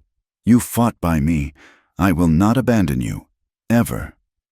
Iris, her eyes shining, replied, You were my shelter. I will be your home. No abandonment, ever. It was a promise, sealed with a kiss in front of the whole world, a kiss that was long and sure, and left no doubt in anyone's mind that the marriage was, indeed, real. Later, as the party continued, Iris went back to the house. She took her mother's shawl, the one she had worn as a veil in the clerk's office, the one Cade had saved from the study floor. She folded it, not to put it away, but to give it a new life. She hung it in the kitchen, not as a curtain over a window, but as a small, soft screen in front of the spice shelf. It was the center of the house. Every time she reached for salt, or sage, or the mint for their tea, her hand brushed the soft wool. It was no longer a shield against the world. It was a memory woven into every meal. Cade, too, made his mark. The reservoir needed a new roof for the cistern, to protect the clean water from the summer sun. He built it himself, from new cedar. It was a masterpiece of joinery, solid and perfect. But before he raised the final beam, he spent an afternoon with his carving knife. He carved into the wood. In the letters Iris had taught him, the heavy script now straight and true. When the beam was raised, the words faced the water. A private message. It said, "We are water keepers, not water masters." The mail rider brought the final word. It was a thick, heavy envelope from the territorial capital, sealed with wax. Cade opened it. Inside was the official, embossed proclamation, signed by the territorial judge. It was titled, "The Crowell-Whitlock Water Rights." Attached was a new, official county map, showing the Spring of Nine Oaks as the headwaters of the entire northern range, and the Crowell homestead at its heart. It was done. The law, which had been a weapon against them, was now their permanent shield. News traveled. Horace Pike, facing financial ruin from the fines and a collapse of trust, sold his holdings. He sold the bank for 10 cents on the dollar to the new group in Three Forks. He sold his house. One day, he was simply gone. His name, once a source of terror, slowly faded into a cautionary tale told over whiskey at the Copper Finch. A story about a smart man who got too greedy and was outfoxed by a quiet schoolteacher and the rancher who fell for her. From his cell in the territorial prison, Vern Ralston sent a letter. It arrived on a humid day in July. His handwriting was shaky. The letter of a broken man. It was full of excuses, of blame, of self-pity. But at the end, 2 words. "I'm sorry." Iris read it, and Cade watched her. He expected her to tear it up. Instead, she took a single sheet of paper and wrote a reply. It was 1 sentence. She sent it the next day. It read, "True freedom comes when you stop hurting other people." The summer was hot. The work was hard. But the ranch prospered. The water, channeled through the new irrigation ditches, turned the pastures a deep, lush green. The cattle grew fat. The springhead garden exploded with life. When the harvest came in, it was the largest in the county's history. Cade declared a 3-day holiday, the night of the harvest moon. They built a massive bonfire in the main yard. The entire crew, their families, the people from town, everyone was there. The banjo player was back, joined by a fiddle and a harmonica. The music was clumsy and loud and wonderful. Marta and Iris had roasted 2 whole steers. The beer and cider flowed. Cade, to everyone's shock, pulled Iris into the center of the ring. "I have no idea how to do this," he muttered, stiff as a board. "Neither do I." She laughed. "Just move your feet so I don't step on them." They danced. It was a chaotic, joyful mess. He was clumsy. She was laughing, and the crew stomped and clapped around them, their faces bright in the firelight. Cade, the silent rancher, swung his wife in a circle, and for the first time, his laugh was a loud, free sound that rolled out into the night. Much later, the fire had burned down to a mountain of glowing red embers. The music had softened. The children were asleep on blankets. The last of the townspeople had ridden home. The ranch was quiet. Cade and Iris walked, not to the house, but to the reservoir. The moon was a perfect white circle, laying a sheet of silver across the still, black water. They sat on the new stone foundation, the one that had replaced the mud and terror of the storm. They did not speak. They did not need to. The air was cool, smelling of wood smoke and the sweet scent of cut hay. After a long time, his hand found hers. It was not a gesture of passion or of need. It was a gesture of habit. It was the simple, unconscious act of 2 people who now fit together, whose hands knew each other in the dark. Their breathing was calm, their heartbeats slow, in rhythm with the crickets and the distant, sleeping land. They were home. The land endured, the seasons turned, and the raw, sharp edges of Kestrel Ridge softened. The scars of the flood were overgrown with thick grass, and the scorch mark on the barn had faded to a pale, silvery gray. Years passed, not in a rush, but in the steady, measured rhythm of planting and harvest, of calves born and winters weathered. The world found them. The railroad, hungry for water, pushed a line through the valley, but it did not cut through their land. It stopped at the edge of town, and Kestrel Ridge, Once a dusty outpost. Got a small, neat station. The trains great. Steaming iron horses would pause on their journey west. They would fill their massive boilers from a new, tall pine water tower that stood by the tracks, and painted on the side of that tower, in letters 3 feet high, were the words Whitlock Crowell Water. Travelers, leaning out of the windows, would look past the tower, up the long, gentle slope to the ranch that sat at the valley's head. The ranch was no longer a fortress. It was an oasis. The fences were mended, the roofs were sound, and the house was bright with the yellow paint Iris had finally chosen. The old, broken gate was gone. In its place stood a strong one, made of cedar, with a simple iron latch. A new sign hung from it, carved by Cade's own hand, the letters deep and sure. It did not say, "Keep out." It said, "This land not for sale. This house not for sale. This love, even less so." The ranch was full of life. It was full of the sound of children. The night classes had become a permanent day school, held on the wide, covered porch. Iris, her hair now showing threads of silver, her face lined with the soft creases of laughter and sun, was still the teacher. She would walk with her students, the children of her workers, and the children of her old students, like Elliot Parsons' boy along the main irrigation ditch, the one they had all fought to save. "Look," she would say, pointing to the steady, clear flow. "The water only flows because it has banks. Without the banks, it is not a river. It is just a flood. It is chaos." The children would nod, watching the water. "Love is the same," she'd tell them, her voice soft. "It is a wild, powerful thing, but it only lasts. It only builds something when it has words, when it has promises, when it has banks to hold it. A promise is the bank for a heart." Cade, too, had planted his own testament. The bank of the reservoir, once a mound of raw, muddy earth, was now shaded.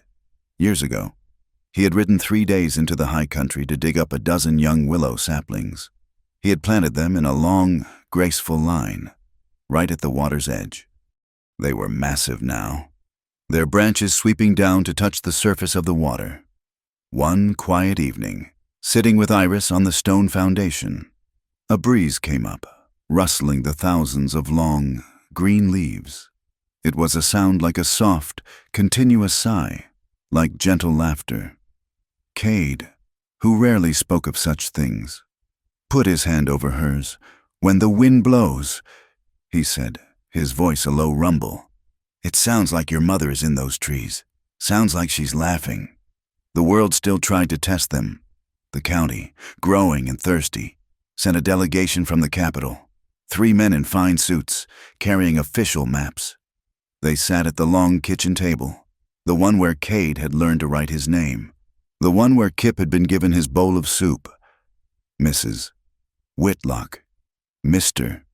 Whitlock," the chairman said. "The territory is growing. We need a larger reservoir. Your spring, your land. It is the only logical place." He slid a paper across the table. "The county is prepared to offer you a price that is, well, it is staggering. You would be the richest family in the West." Iris listened patiently. She poured them all a glass of cool water from the cistern. She smiled, a small, polite smile that did not reach her eyes. "Gentlemen," she said, "this house is not for sale." "Ma'am, with respect," the man said, "this is not just a house. This is a matter of public good. We will pay triple the value." "We are always willing to lend our water in a fire," Iris said, her voice still gentle, but with a spine of iron beneath it. "We will always share our surplus with the town in a drought. That is our duty as waterkeepers. But my home," her gaze was absolute, "is not for sale, not for any price." Cade, silent at the head of the table, just watched her. He had never been more proud. The men, seeing the granite in both of them, folded their maps and left. They had anniversaries. They did not count them by the date in the clerk's old book, but by the night of the storm. On one such night, many years later, the house was quiet. The children were grown. The ranch was in the capable hands of a foreman Kip had trained. A cold, Clear wind was blowing, and the tin wind chime on the porch, the lids long since replaced, still sang its tinny, chaotic song. They found themselves in the study. It was their room. The ledgers were still there, though the ink was faded. Cade's big chair was still by the fire, and in the kitchen. Iris's hand had brushed it just an hour before her mother's shawl, soft as felt, still hanging by the spice shelf. Cade built up the fire. The orange light filled the room, just as it had that night. He turned to her. She was not the desperate, terrified girl on the porch. He was not the cold, pragmatic rancher. They were two people who had seen the worst of each other, and the worst of the world, and had chosen, every single day since, to stand together. He did not need to ask. She did not need to consent with words. He stepped toward her, and she met him halfway. His hands, now knotted with arthritis but still impossibly strong, cupped her face. Her hands came up to rest on his chest, feeling the same steady heart that had beat under her palm all those years ago. The kiss was not the hesitant, questioning kiss of that first night. It was not the passionate kiss of their second wedding. It was the kiss of people who had no questions left to ask. It was deep and slow and familiar, a language they had spoken so many times they no longer needed to think. It was a kiss of absolute, earned, and quiet peace. Later, she sat at the desk. She opened a new, clean ledger. On the first page, she wrote, "Today, I am still a wife loved for who I am, and I am still the keeper of my mother's home." The next morning, Cade walked down to the cistern. He looked up at the beam he had carved so long ago.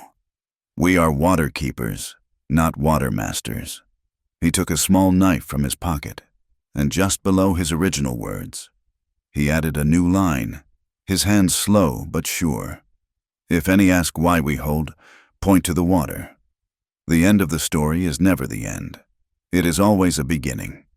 It is a dawn, breaking over the Ash Mesa Ridge, hitting the reservoir and shattering into 1,000 points of golden light. It is the sound of white geese, calling as they fly overhead in a perfect, determined V, heading north. And from the porch of the main house, where a new generation of children sat with their slates, it was the sound of a small, clear voice, cutting the morning air.